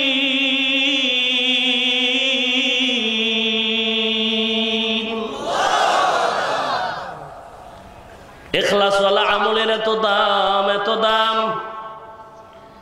বান্দা অল্প আমল করবা, ইখলাসের সাথে করবা, আল্লাহর কাছে বড় দামি হয়ে যাবে। বাইজিদের নাম আপনারা জানেন। একটা ছোট আমলের বিনিময়ে আল্লাহ তাকে জান্নাত দিয়ে দিলেন, বিড়ালের হেফাজত। এরকম ছোট ছোট আমল দিয়ে আল্লাহ বান্দাকে নাজাত দিয়ে দিলেন। কিন্তু আমলের ভিতরে 4টা জিনিস লাগবে। ইলম লাগবে, বিশুদ্ধ নিয়ত লাগবে, ধৈর্য লাগবে, ইখলাস লাগবে। ইখলাসওয়ালা আমলের বড় আল্লাহর কাছে দাম। আর এই 4 জিনিস যদি আমলের ভিতরে না থাকে, নামাজ পড়বেন আল্লাহর কাছে কবুল হবে না, রোজা রাখবেন কবুল হবে না, বান্দা যাকাত দিবে আল্লাহর কাছে কবুল হবে না। আল্লাহর কাছে ভালো আমল হিসাবে কবুলিয়াতের জন্য 4টা জিনিস লাগবে। 4 জিনিস। এই 4 জিনিসের সমন্বয়ে যত আমল হবে আল্লাহর কাছে বড় কবুলিয়াতের দরওয়াজায় পৌঁছে যাবে। ও নবীর উম্মতের দল, আল্লাহর মোহাব্বত নিয়ে জান্নাতের পথে আগাইতে থাকরে আল্লাহর গোলাম। আজ আমরা টুপি দাড়ি যা কিছুই করি না কেন, আমাদের ভিতরে যদি 4টা জিনিস না থাকে, নাজাতের দরওয়াজা খুলবে না রে বাবা। জিকির করি, দান সদকা করি, বয়ান শুনি, সব হবে আল্লাহ তাআলার রেজামন্দির জন্য। আমি দুনিয়ার মানুষকে দেখাবার জন্য কিছু করি না, যা কিছু করি সব আমার আল্লাহ তাআলার খুশির জন্য। আল্লাহ তাআলার খুশির জন্য যদি আমি নামাজ পড়ি, নামাজের ভিতরে তাড়াহুড়া আসবে না। আল্লাহর খুশির জন্য যদি খানা খাই, টুপি ছাড়া খানা খাবো না, দস্তারখান ছাড়া খানা খাবো না, বিসমিল্লাহ ছাড়া খানা খাবো না। আল্লাহর মোহাব্বতের খানা যারা খায়, ওরে আল্লাহওয়ালারাও খানা খায়, আপনারাও খান। আল্লাহওয়ালারাও ঘুমায়, আপনারাও ঘুমান। আল্লাহওয়ালারাও বাজারে যায়, আপনারাও বাজারে যান। আল্লাহওয়ালারাও বিয়ে শাদী করে, আপনারাও করেন। আল্লাহওয়ালারাও সফর করে, আপনারাও করেন। আল্লাহওয়ালারাও ব্যবসা বাণিজ্য করে, আপনারাও করেন। তাদের ব্যবসা আপনার ব্যবসায় ব্যবধান হলো আল্লাহর মোহাব্বতওয়ালারা ভিজিটিং কার্ডে লেখে, সাইনবোর্ডে লেখে, বিক্রি করা মাল ফেরত নেওয়া হয়, অবশ্যই নেওয়া হয়। আর যারা আল্লাহর মোহাব্বতে ব্যবসা করে না, এরা সাইনবোর্ডে লেখা দিল, বিক্রি করা মাল ফেরত নেওয়া হয় না। অথচ রাহমাতুল লিল আলামিন বলেন, ও ব্যবসায়ীর দল, তুমি যদি বিক্রি করা মাল ফেরত না হয়, এমন নিয়ত নিয়ে যদি ব্যবসা করো, কিয়ামতের ময়দানে তুমি আমি নবীর পাশাপাশি জান্নাতে থাকবা।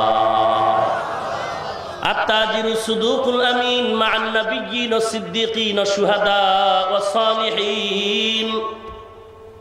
রাসূলুল্লাহ সাল্লাল্লাহু আলাইহি ওয়াসাল্লাম বলেন, যারা সত্য কথার মাধ্যমে ব্যবসা করবে, কিয়ামতের ময়দানে নবীগণ, সিদ্দিকগণ, শহীদগণ, সালেহগণের সাথে তারা জান্নাতে থাকবে। এই জমিনের ভিতরে আল্লাহর মোহাব্বতে হালাল ব্যবসা করে 4 জিনিসের আমল সমষ্টি করে করে নাই? এরা যুবক আল্লাহর বান্দা, আপনি বলেন আমি ব্যবসার কারণে মিথ্যা বলতে হয়। আপনার মতো ব্যবসায়ী কোটি টাকার মালিক একটা কথাও মিথ্যা বলে না? নাই। আপনি কেন পারেন না? জাহান্নামের ভয় নাই, মরণের কোনো ফিকির আপনার ভেতরে নাই, মরণের কোনো চিন্তা নাই, জাহান্নামের ভয় নাই। এরা যুবক, টুপি দাড়ি রসুলের মহব্বতের কারণে দেই, টুপি মাথায় দেওয়ার কারণে, দাড়ি রাখার কারণে, লম্বা জামা পরার কারণে, নামাজ রোজার কারণে আমাকে আলাদা সরকার বেতন দেয় না, কেউ বেতন দেয় না, দেয়নি, বরং উল্টা গালি দেয়। টুপিওয়ালা বলে গালি দেয়, দাড়িওয়ালা বলে গালি দেয়, মোল্লা বলে গালি দেয়। কত গরিব রাস্তায় রিক্সা চালায়, কত আল্লাহর বান্দারে দেখছি গলায় পাগড়ি লাগানো, মাথায় পাগড়ি, টুপি লাগায় রিক্সা চালায়, বেহুদা কথা বলে না, জিব্বা নারায়া নারায়া আল্লাহর নামের জিকির করে। আজান হয়ে গেল, রিক্সায় তালা লাগায়, মসজিদে গিয়ে সেজদায় পড়ে গেল, সেজদায় গিয়া কান্দে, ও মালিক এত কষ্ট করে আমি রিক্সা চালাই, ঢাকা সিটির ভিতরে মেশিন দিয়া রিক্সা চালাইতে দেয় না, পাও দিয়া ঘুরায় ঘুরায় রিক্সা চালায়, দৈনিক 200-400 টাকা পায়, 500 টাকার 200 টাকা জমা দিয়া 300 টাকার বাজার নিয়ে ঘরে যায়। ও মাওলা, কত মানুষ গালি দেয়, টুপিওয়ালা বলে, দাড়িওয়ালা বলে, তারপরও টুপি ফালাই না, দাড়ি ফালাই না। আল্লাহ, তোমার মহব্বতের কারণে করি, তুমি আমাকে বিমুখ করিও না আল্লাহ। আজকে যদি টুপি দাড়ি ফালায় কাজ করতাম, কত রাস্তা খুলে যাইত। মিরপুর আগারগা তালতলা এলাকায় আমি যখন নামাজের ইমামতি করতাম, মসজিদে এক যুবক শহীদুল ইসলাম নাম, বগুড়া বাড়ি, বয়ান শুনে রোজার আগে আগে যুবক দাড়ি রেখে ফেললো। একটা ক্লিনিকের ম্যানেজার, ধানমন্ডি, ক্লিনিকের মালিক হলো খ্রিস্টান, স্বামী মুসলমান, বউ খ্রিস্টান। দাড়িটা রাখার পরে ওই ক্লিনিকের কর্মচারীদের বলো, তোমরাও নামাজ পড়ো। মুসলমান মালিকের মাথা গরম হয়ে গেল, খবরদার আমার কর্মচারীদের নামাজের কথা বলবি না। আমি ডিসেম্বরের 1 তারিখ আশুলিয়া বয়ানে গেছিলাম, একটা গার্মেন্টস, মাল্টিফ্যাবস গার্মেন্টসটার নাম। এই গার্মেন্টসের মালিক মাহফিল করায় 2 দিন, 5000 কর্মচারী মাল্টিফ্যাবস গার্মেন্টসে কাজ করে। সত্যতার সাথে বলছি, 5000 কর্মচারী যদি এক ওয়াক্ত নামাজ না পড়ে, বেতন বন্ধ। ভালো মানুষ নাই জমিনে। আজকে দুপুর বেলা আমি কিছু মেহমান মাদ্রাসায় দাওয়াত দিছি, তাকেও দিছিলাম। সে বলল, হুজুর আমি তো 12 মাস রোজা রাখি, তা আপনি দুপুরের খানার আয়োজন করেছেন, আমি তো রোজাদার। একটা যুবক ছেলে 12টা মাস আল্লাহর নিষিদ্ধ দিন ছাড়া পুরা বছর রোজা রাখে, এবং কর্মচারীদের মুখে স্পষ্ট কথা, আপনারা জান আমি নাম দিলাম তো, আশুলিয়া মাল্টিফ্যাবস, 5000 কর্মচারী, এক ওয়াক্ত নামাজ না পড়লে বেতন বন্ধ। জবাব দিতে হবে, নামাজ পড়ো নাই কেন, এরপরে তওবা করতে হবে, জীবনে নামাজ ছাড়বে না, এরপরে বেতন ইস্যু হয়ে যাবে। নাই ভালো মানুষ জমিনে নাই।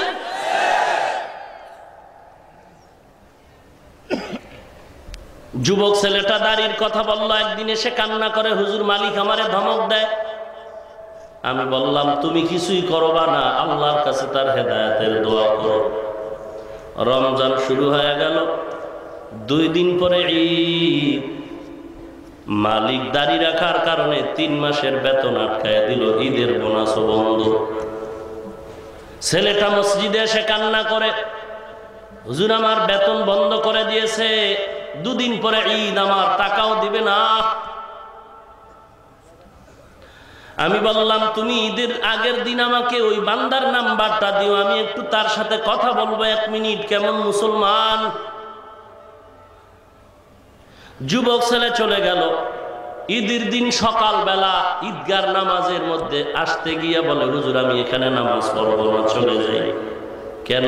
বলে, যেই মালিকের ব্যাপারে অভিযোগ দিছিলাম, গত রাত ঈদের চাঁদের রাতে স্বামী আর স্ত্রী বসুন্ধরা মার্কেটে গেল মার্কেট করার জন্য। ভোগবিলাসের মার্কেট করে কুমিল্লা মুরাদনগর তার বাড়ি। রাতের বেলা বাসায় গিয়ে স্বামী বাথরুমে ঢুকলো, হঠাৎ করে পড়ে জায়গায় ইন্তেকাল হয়ে গেল, মরে গেল। আজকে ঈদের দিন মার্কেট করছে রাতের বেলা, তার লাশ নিয়ে মুরাদনগরে যাব। চলে গেল মুরাদনগর থেকে, দুদিন পরে আবার সাক্ষাৎ। বলে, হুজুর তার বাবা একজন বুড়া মানুষ, নামাজি। আমি বললাম, তাকে তুমি জানাও নাই? বলে, হ্যাঁ জানানোর পরে লোকটা খুশি হয়ে আমার 25-30 হাজার টাকা দেয় না, বাবায় খুশি হয়ে ডাবল ডাবল টাকা আমার হাদিয়া দিয়ে দিছে। আর তার মরণের অবস্থাটা এমন হলো, শতে শতে লোক লাঠি ছোটা নিয়ে আসলো, বলে কবরে লাশ রাখা যাবে না, আমরা কোটি কোটি টাকা পাবো। ছেলেটা বলল, হুজুর আল্লাহর কসম করে বলি, লাশের কিনারায় তো আমি দাঁড়ানো, কিন্তু তার মাথার উপরে ইটের আঘাত, তার মাথা থেতলায় গেল, চেহারাটা বিবর্ণ হয়ে গেল। বাবাই গিয়া কান্না করে বলেছে, সব টাকা আমি আদায় করে দিব, আমার ছেলের লাশটাকে কবর পর্যন্ত যাওয়ার সুযোগ দাও। লাশটা কবরে যাবে সকাল 12টার ভিতরে, কিন্তু দুপুর 12টা চলে গেল, রাত্র 12টার মধ্যেও কবরে দাফন করা হয়নি। লোকেরা লাঠি ছোটা নিয়ে মিছিল আর মিছিল করেছে। এই লোকটা এমন একটা বাড়ি করেছে মুরাদনগর, স্পিনিং এর উপরে বাড়িটা বানানো। মালয়েশিয়া তার মার্কেট আছে, মালয়েশিয়া। ওরে নবীর উম্মত, চোখের সামনে দেখেন, এরপরও কেন ফিরেন না? 2 নাম্বারই ব্যবসা কইরা দুনিয়াতেই র্যাবের ফিডারে কি আম আনছে 2 নাম্বার, লিচু 2 নাম্বার, 10টা রাখে লাভ হয়েছে 2 লাখ, র্যাবের বাড়ির ঠেলায় 5 লাখ জরিমানা, ফিডা হইল বোনাস। তো হইল কি? একটা শান্তির জীবন হইল তো মনের বুঝান যাইত, দুনিয়াতেই ফিডা। 5 বছর লাগায় 2 নাম্বারি করে 5 তলা বিল্ডিং করলো। হঠাৎ খোদার মাইর শুরু হয়ে গেল, রাজু কয় বিল্ডিং ভাঙ, নাইলে কান ফাড়ায় এলাম। কথা কন না কেন? দুনিয়াতেই ধরা খাইলা, হইল কি লাভ? কি লাভ হইল? এর চেয়ে তো রিক্সাওয়ালা অনেক আরামে আছে। কোটি টাকার মালিক দেখো, অভাব হয় না দূর, গরিব ঘুমায় আরাম করে মনটা বাহাদুর। ফেরাউনের লাশটা দেখো মিশর জাদু ঘরে, খায় না মাটি পোকা মাছি সবাই ঘৃণা করে। হৃদয় থাকিবে যার নম্রতা সদা, রহমত আসিবে সেথা প্রভুর ওয়াদা। বড়র বড়াই থাকলে দিলে রহমত আসবে না, নিজেকে নিজে ছোট মনে করিও সদা। উঁচু জমিন থেকে পানি নিচু জমিনে যায়, তেমনি খোদার রহমত আসে নম্রতার হৃদয়। ভোগবিলাসের বাড়ি গাড়ি পরে রবে সব, ভোগবিলাসের বাড়ি গাড়ি পরে রবে সব। থাকতে সময় স্মরণ করো আল্লাহ আমার রব, থাকতে সময় স্মরণ করো আল্লাহ আমার রব। যারা 4 গুণ নিয়ে আমল করে এরা না খায় কেউ মরে গেছে নাকি? কেউ মরেও যায় নাই, সম্মান কমে নয়। হে যুবক ভাই, পায়ে হাত রেখে বলে যাই, কয়দিন আর যৌবনের মাস্তানি করবা? এমন কোনো দিন নাই পানির নিচে, গাড়ির নিচে, ঘুমের বিছানায় যুবকের লাশ নাই। ওরে ভাইজান, আমি একবারও বলছি না সবাই আমার মতো টুপিওয়ালা লম্বা দাড়িওয়ালা পাগড়ি লাগাও, একবারও বলি না। বরং আমি বলি, তুমি স্কুলে আছো থাকো, কলেজে আছো থাকো, ভার্সিটি আছে থাকো, তুমি চাকরি করো করো, ব্যবসা করো করো, যেখানেই থাকো সেখানে থেকে তুমি নবীর মোহব্বতের আদর্শের মালা গলায় লাগায় 4 গুণ নিয়ে আমল করো। 5 ওয়াক্ত নামাজ পড়ো, দাড়িটা লম্বা করো, কোরআন পড়ো, আল্লাহওয়ালার বয়ান শুনো, আল্লাহওয়ালার পরামর্শ নিয়ে জীবন চালাও। তোমার মতো যুবক দাড়িওয়ালা নামাজি স্কুল কলেজ ভার্সিটিতে মিথ্যা বলার দরকার নাই, সত্য বলো, আছে না নাই? তুমি কেন পারবা না রে ভাই? জবাব হলো তোমার কপালে বুঝি হেদায়াত নাই। তোমার মতো যুবক দাড়িওয়ালা নামাজি চাকরি করে, ব্যবসা করে, কোটি টাকার মালিক, হালাল ভাবে চলে, RAB, army, police, BDR, doctor, professor, engineer, সাংবাদিক, কবি, সাহিত্যিক, উকিল, ব্যারিস্টার নাই? সুপ্রিম কোর্টে যান না, হাইকোর্টে যান, কত আল্লাহর বান্দা উকিল, ব্যারিস্টার, বিচারপতির গলায় পাগড়ি, টুপি, লম্বা জামা। আপনি কেন পারবেন না রে বাবা? আসলে মরণের চিন্তা নাই, জাহান্নামের ভয় নাই। আল্লাহ এজন্য মাঝে মাঝে কত কবরে আগুন দেখায়, কত কবরে সাপ দেখায়, আবার কত কবরের লাশ 30 বছর পরে কাফন সহ তাজাও পাওয়া যায়। এ বাংলাদেশের কথা বলছি, বাইরের না, এ দেশের কথা। 30 বছর পরে কাফন সহ তাজা লাশ, একটা মাটির দাগ নাই কাফনে, কুড়িগ্রাম এলাকায়। বহু আগে আমি ওয়াজে গেছিলাম, ওই কবর জিয়ারত করে আসছি। এলাকার ইমাম সাহেবরে জিগাইলাম, এই লোকটা কত বড় মুহাদ্দিস মাদ্রাসা, বলে জীবনেও মাদ্রাসায় পড়ে নাই। তাহলে পত্রিকায় দেখলাম তার লাশ নাকি 30 বছর পরে কাফন সহ তাজা পাওয়া গেল। ইমাম সাহেব বলে আমি নিজেই তার লাশ ভেতর থেকে মাটি খনন করে উঠাইলাম, আমি নিজেই দেখেছি 30 বছর পরে একটা কাফনের ভেতরে কোনো কালো দাগ নাই। আমি বললাম লোকটা এমন কি ভালো আমল করেছেন? বলে লোকটা বড় মূর্খ ছিল, কিন্তু এই জমিনের ভিতরে বড় বড় আল্লাহওয়ালারা আসতো, মানুষকে কালেমার জিকির শিখাইতো, নামাজ শিখাইতো। হুজুর আমাদের এলাকায় চরমনায়ের সৈয়দ ইসহাক রহমাতুল্লাহ আলাইহি আসতেন। এই লোকটা তার হাতে মুরিদ হওয়ার পরে জীবনের আপন বানায় নিল আল্লাহর নামের জিকির, এবং একজন ইমামের কাছে মোটামুটি কোরআন শরীফটা সহি করে নিয়েছে। ভোর রাত তাহাজ্জুদের সময় জিকিরের আওয়াজে কেউ ঘুমাইতে পারত না। আল্লাহ হয়তো কোরআনে ওয়াদা করেছেন, যেই বান্দা আমাকে ভুলবে না, আমি আল্লাহ সেই বান্দারে কখনো ভুলব না। ওরে নবীর উম্মতের দল, আমরা টুপিদারি লইয়াও রাত কাটাই, দিন কাটাই। আপনি টুপিদারি ছাড়াও রাত কাটান, দিন কাটান। আপনিও 3 বেলা খান, আমরাও খাই। আপনিও ঘুমান, আমরাও ঘুমাই। আপনিও চলাফেরা করেন, আমরাও চলাফেরা করি। রাতের মনে রাত চলে যায়, দিনের মনে দিন চলে যায়। কিয়ামতের ময়দানে দেখা যাবে কার আমল ভালো, কার আমল খারাপ। টাকার অহংকারী না, তো টাকা পয়সা নাই, কারণ এমন লেখাপড়া করছি যেখানে পড়লে কোনো চাকরি নেই। বলে এমন লেখাপড়া মানে কওমি মাদ্রাসা। আপনারা দেখেছেন কয়েকদিন আগে পুলিশের আইজি সাহেব সরকারি বেসরকারি মহল থেকে, প্রশাসন থেকে স্পষ্ট আওয়াজ আসছে, কওমি মাদ্রাসায় কোনো অপ্রীতিকর ঘটনা নাই, জঙ্গির কোনো আস্ফালন সেখানে নাই।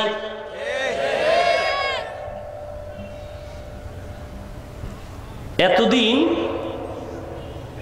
এদেশের সাধারণ মানুষ, বিশেষ করে সরকার, জানতই না যে কওমি মাদ্রাসা জিনিসটা কি।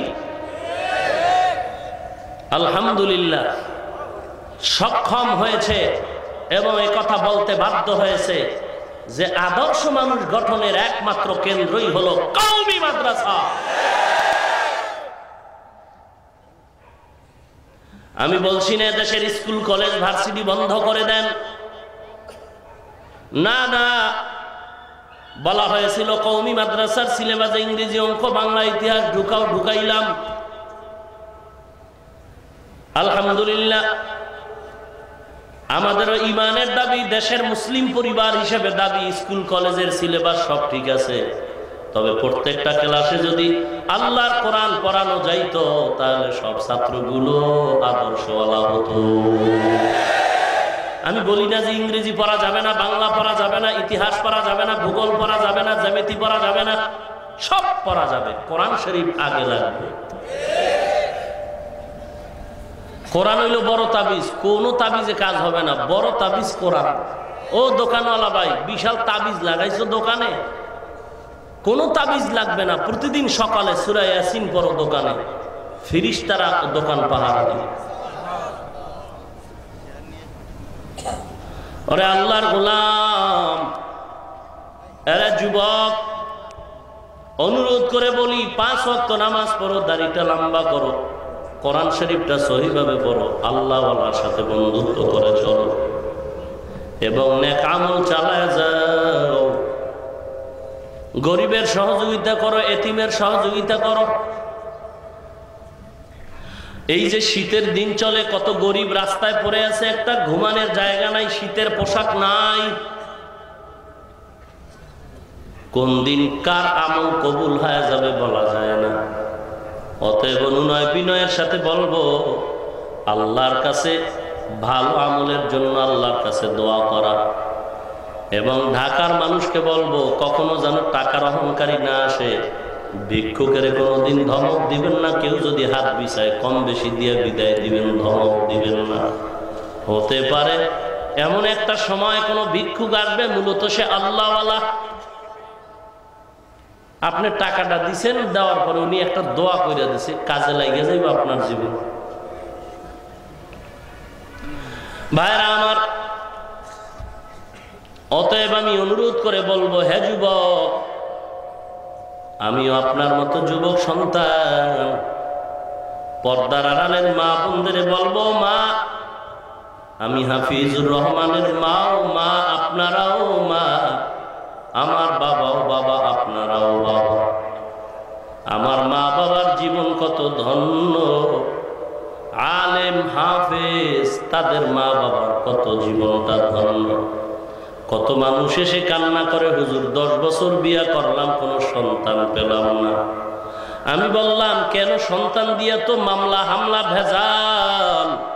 বলে, না না, গত রমজানে তারাবির নামাজ পড়লাম, এত মজার তেলাওয়াত শুইনা চোখের পানি ধরে রাখতে পারলাম না। নামাজের মোনাজাতের পরে সামনে গিয়ে দেখি অল্প বয়সের একটা ছেলে ইমামতি করেছে, হাফেজে কোরআন। একটা ছেলেরে কোরআন পড়ায় যান। অনেকে মনে করে মাদ্রাসায় বুঝি সব গরিবরা পড়ে। না না, খবর নেন, RAB, army, DC, OC, SP সবার ছেলে, অনেকের ছেলেরা এখন কোরআনের হাফেজ। কারণ বলে, হুজুর দুনিয়ার লাইনে বহু কিছু করেছি, তবে আখিরাতের লাইনে কিছু করতে পারিনি।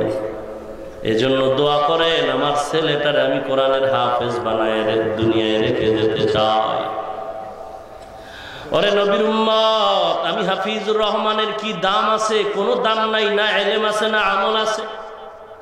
কে জানে আমার বাড়ি, কে জানে আমার ঘর, কে চিনে আমার মা বাবা? এত দাম কেন? একমাত্র কোরআনের স্পর্শের কারণে এত দাম। সামান্য কাপড়ের দাম নাই, কোরআনে লাগলো, গিলাফ নাম হলো, দাম বেড়ে গেল, পায়ে লাগলে চুমা খায়। কাঠের দাম নাই, কোরআনে লাগলো, রেহাল নাম হলো, পায়ে লাগলে চুমা খায়, দাম বেড়ে গেল। ওরে নবীর উম্মতের দল, কোরআন শরীফটা সহি করে নাও। পুরা কোরআন পড়ার টাইম যদি নাও পাওয়া যায়, এশার নামাজের পরে 1 ঘন্টা সময় দিয়ে ইমাম সাহেবের থেকে বলেন, হুজুর আমার নামাজের সূরাগুলো শুদ্ধ বানায় দেন, না হয় নামাজে ভেজাল হয়ে যাবে। অনুরোধ করে বলছি, রে যুবক ভাই, আল্লাহর কোরআনটা সিনায় ঢুকাও এবং বিবাহ যদি করো, এমন একটা মেয়ে আনবা, কমপক্ষে মেয়েটা যেন কোরআনওয়ালা হয়, মেয়েটা যেন কোরআন পড়নেওয়ালা হয়। কোরআন আছে তো আল্লাহ পাক কোরআনের বরকতে সব বরকতময় করে দিবেন। অনুরোধ করে বলি, দুনিয়া কিছুই না। রাত্র 10টায় আপনারা বাসায় গিয়ে যখন ঢুকেন, অনেকের ছোট ছোট বাচ্চাগুলো আছে ঘরের ভেতরে ঘুমায়। মা ঘুমের থেকে উঠে দরজা খুলে দিল আপনার ওয়াইফ, আপনার বিবি। আপনি গিয়া ঢুইকা দেখেন মশারির ভেতরে আপনার বাচ্চা, আপনার স্ত্রী বাচ্চার উপর একটা কাঁথা কম্বল ল্যাপ দিছিল, বাচ্চা ঘুমের ভিতরে ল্যাপ ফালাইয়া দিল, আপনি দৌড়ায় গিয়া ল্যাপটা টাইনা সন্তানের গায়ের উপরে দিয়ে দিলেন। আবার অনেকের সন্তান বিদেশ আছে বা চাকরি করে, বহু দিন ধরে বাড়ি নাই, বারবার মোবাইলে খবর নেন, অথচ আপনি একবারও চক্ষু বন্ধ করে চিন্তা করে দেখছেন বালিশে যখন বাতিটা নিবে ঘুমাইতে যান 5টা মিনিট একটু চিন্তা করেন তো যে ঘুমের ঘরেও তো কত মানুষ মরে, আমি যদি মরি। আমি যে এলাকায় থাকি আদর্শনগর মাতুয়াইল মা ও শিশু মেডিকেলের ভেতরে, রায়ের বাগের পর বয়ান করে বাসায় যাই, ফজরের আজান হওয়া পর্যন্ত বসে থাকি, আজান হলে আউয়াল ওয়াক্তে নামাজটা পড়ে ঘুমায় যায়, আবার সকাল 9টা 10টায় উঠে মাদ্রাসায় যায়। এমন কোনো দিন নাই যে আপনাদের এই এলাকা, যে কোনো এলাকায় 10টা মসজিদ আছে, এমন কোনো দিন নেই যে ফজরের নামাজে মুয়াজ্জিন, কোনো না কোনো মুয়াজ্জিন ইন্না লিল্লাহ আওয়াজ দেয় না। হালকা বৃষ্টি চলে, ফজরের আজান দিয়ে মুয়াজ্জিন বলে ইন্না লিল্লাহ। বৃষ্টির আওয়াজে পুরো বুঝলাম না, এতটুকু জানলাম এক মহিলা ইন্তেকাল হয়ে গেল, জোহরের নামাজের সময় তার জানাজা হবে। আমি ঘুমিয়ে গেলাম, সকাল 9টায় বের হলাম, নিচে নেমে এলাকার বন্ধু বান্ধবদের জিজ্ঞাসা করলাম কে মারা গেল, কার স্ত্রী মারা গেল। খবর নিয়ে দেখলাম আমার এক বন্ধু বরের স্ত্রী হঠাৎ করে মারা গেল। বয়স বেশি? বলে না, বেশি না। মৃত্যুর পিছনে কারণটা কি? বলে হুজুর তার ঘরে আজ আনন্দের আওয়াজ। ওই মহিলার মেয়ে ছেলের ভিতরে যেই ছেলেটা বড়, তার বিয়ে হয়েছে কয়েকদিন আগে, ছেলেটা নতুন বউ নিয়ে ঘরে আসছে। আজকে দুপুর বেলা তার বাড়িতে বউ ভাতের আয়োজন, মা বড় খুশি, মেয়ের বাড়ির মেহমান আসবে। চতুর্পার্শ্বে রান্না বান্নার আওয়াজ, আনন্দের স্লোগান, মা খুশি, আমার ছেলের বিয়া করাইলাম। আবার দুপুর বেলা মেয়ের বাড়ির মেহমান আসবে, আমি নতুন ভাবে বেয়াই বাড়ি যাব, আমার বড় ছেলের শ্বশুর বাড়ি বেড়াইবার জন্য যাব, মনে আনন্দ। ঘরের ভেতরে ছেলে বউ ঘুমায়, মা ঘুমায় না। সারা রাত্র রান্নার আয়োজন, মা ভোর রাত্রে পাক ঘরে গিয়া একা একা বৈশা তরকারি পাক করে, বউ নতুন বউকে নাস্তা রেডি করে খাওয়াবে সকালবেলা। মা বসে বসে তরকারি রান্না করে, অনেকক্ষণ বসে থাকায় মাজা ব্যথা হয়ে গেছে। মহিলাটা জানালার রড ধরে যখন দাঁড়াইল, রডে হাতটা দেওয়া মাত্র একটা চিৎকার দিয়ে কয় তোরা ধর, আমি পড়ে গেলাম। পড়ে গেল, আর সবাই আওয়াজ পেয়ে এসে দেখে আর দুনিয়ায় নাই। বড় ছেলের আজকের বউ ভাত, কত আনন্দ। কেমনে মারা গেল? বলে হ্যাঁ, বাড়ির যেই বিল্ডিং ঘর, চতুর্পার্শ্বে ছাদের থেকে মরিচ বাতি, লাল নীল সবুজ বাতি লাগানো, ওই যে বাতিগুলোর তার ঝুলানো ছিল, ওই একটা তার সেলাক হয়ে জানালা রডের সাথে লেগে গেছে। মহিলা যখন রডের উপরে হাত দিল, বিদ্যুতে স্পট হয়ে গেল, জায়গা তিনতে খাওয়া। ছেলে এবার কান্না করে, কপাল আমার মন্দ। মায়ের কপালে বড় আশা ছিল বেয়াই বাড়ি যাবে, সুন্দরভাবে আজকে আনন্দ করে যাবে। মা তো যাওয়াটা গেল, তবে এমন যাওয়া গেল জীবনে আর মায়ের ঘরে ফেরত আসবে না। ছেলেটার বাবা আমার গলা জড়ায় কান্না করে, হুজুর আপনাকে তো পাই না, আজকে আবার স্ত্রী চলে গেল, আপনিই জানাজার নামাজটা পড়াবেন। এরে নবীর উম্মত, একটু চিন্তা করে, এখন যদি মরে যাই, নিজে এই রাত্রে যদি মারা যাও, বিল্ডিং থেকে লাশ নামায় ছেলে মেয়ে স্ত্রী বলবে বাইরে নামা, এ রাতে লাশ পাহারা দেওয়া যাবে না, বাইরে নামা, ভিতর দিয়ে দরজা আটকায় দে। ফজরের পরে ছেলে যাবে, ইমাম সাহেব আমার বাবাই মারা গেল, জানাজার জন্য রেডি হয়ে যাও। কেউ যাবে কবর খনন করার জন্য, কেউ আবার দেশে খবর দিবে, বলে তাড়াতাড়ি কবর খনন কর। এমন একটা জায়গায় কবর হবে যেই জায়গায় দিনের বেলা একা যাইতে ভয় লাগে, বাগবাগান, সাপের গর্ত। দিনের বেলাও যাইতে বড় ভয়। কোন ছেলের পেছনে পাগল হইলারে মানুষ, নিজের ছেলে মেয়েরা কান্না করে কবরে দিয়া ঘরে আসার পরেই ঝগড়া শুরু। বাবার রেখে যাওয়া সম্পদ আমি নিব, কেউ বলে আমি নিব। কবরে রাখা মাত্রই ঝগড়া শুরু, বাবার রেখে যাওয়া সম্পদের বন্টন নিয়া। অতএব দুনিয়া কিছুই না রে ভাই। আল্লাহর কোরআন সত্য না মিথ্যা? এরে যুবক, কোরআন যদি তোমার অন্তর বলে সত্য, তুমি কোরআনের বাংলা তরজমা শেষের দিকে পড়ো। কিছু সূরার ভিতরে জাহান্নামের বয়ান আছে, এই বয়ানের সূরাগুলো পড়ো, তরজমা দেখো।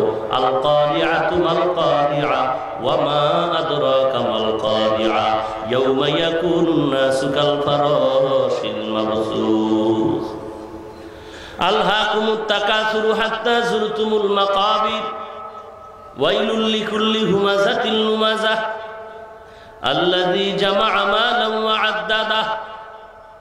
সব জাহান্নামের বয়ান। দিল যদি বলে কোরআন সত্য, তো এই সূরার তরজমাও সত্য। তরজমাগুলো দেখা নিজের সাথে মিলায় দেখেন আপনি জান্নাতি না জাহান্নামী। কত পরিকল্পনা নিয়ে চলতেছেন, হঠাৎ মরে গেলেন, সব শেষ। অতএব এই কবরে যাওয়ার আগে আল্লাহর মহব্বত নিয়ে আমল সুন্দর করে যাও। টুপিটা মাথায় দাও, আল্লাহওয়ালার বন্ধু হও, কোরআন পড়ো, নামাজ পড়ো, দাড়িটা লম্বা করো। সবার কপালে হেদায়েত আসবে না, সবাই জান্নাত পাবে না, সবার কপালে হেদায়েত আসবে না। আল্লাহ যাকে কবুল করবেন সে হেদায়েত পাবে, সে নাজাত পাবে, জান্নাত পাবে। এই ময়দান থেকে 2 দিনের আজ শেষ দিন, মুনাজাতে তওবা করে যাও। আয় আল্লাহ, দুনিয়ার পেছনে পড়ে আমি তোমাকে ভুলে গেছি। আমার মতো যুবক দাড়িওয়ালা ড্রাইভারি করে, কৃষি কাজ করে, শ্রমিকের কাজ করে, অভাব নাই, আমি কেন পারবো না?